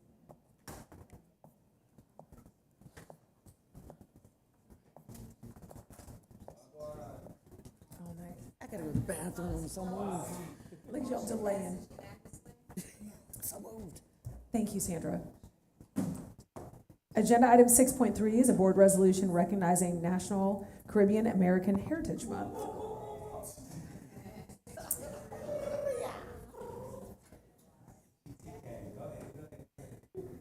My goodness, we're just ready to wrap it up here. The resolution highlights that Caribbean American Heritage Month was established on June 5th, 2006 by President George W. Bush to promote the rich culture and heritage of the Caribbean American people and their contributions to the USA. Since the founding of the United States, Americans of Caribbean heritage such as Alexander Hamilton, Secretary of State Colin Powell, and U.S. Vice President Kamala Harris have made significant and profound contributions to our country. About 13 million, or 4% of the total U.S. population, have Caribbean ancestry. The Board of Education recognizes and values the contributions of Caribbean Americans, including our students, staff, their families, through the sharing of a rich culture that enhances the experiences for all students. Therefore, we as members of the Board of Ed on this third day of June 2024 do hereby recognize June 2024 as Caribbean American Heritage Month. I will now open up discussion on agenda item 6.3, recognizing this resolution. Any discussion? Yes. I have one statement to make. Go ahead. Again, this is our first National Caribbean American Heritage Month resolution. It's something I brought to Mr. Gaither and Erica Long, that we make sure that we be inclusive with the different cultures that we have here in Atlanta. We are an international city, and thank you for this resolution. Represent who we are as a school district, and I'd like to, well, I'm not gonna get personal, but it represents parts of my family that are from Republica Dominicana, Panama, and the Latin and Caribbean diaspora. Love it. Motion? Yeah, as a first generation Guyanese American, grateful that we're making this this recognition. Come on, you already know Miss Sherry. You know what time it is.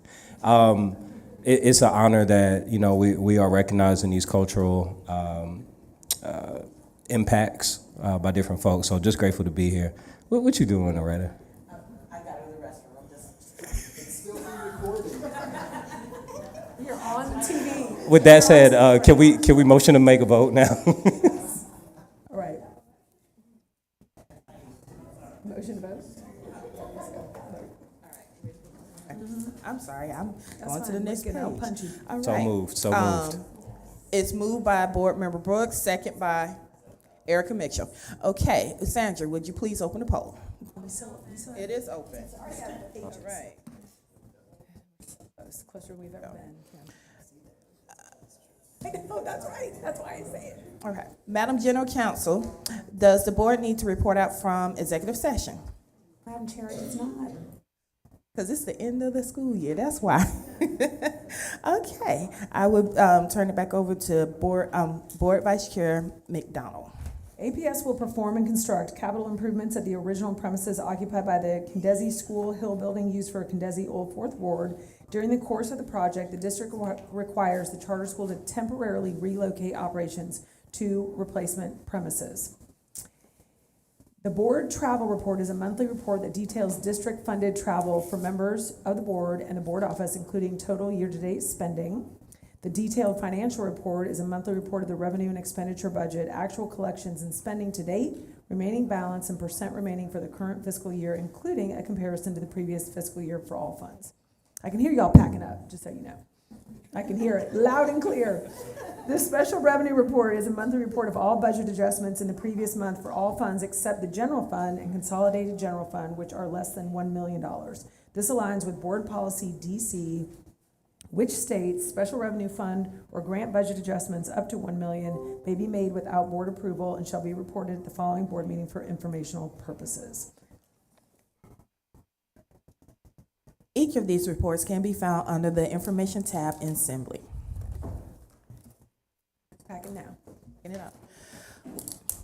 With that being said, I would like to entertain a motion to adjourn the meeting. Second. Moved by Vice Chair McDonald, second by Board Member Baldwin. Meeting adjourned.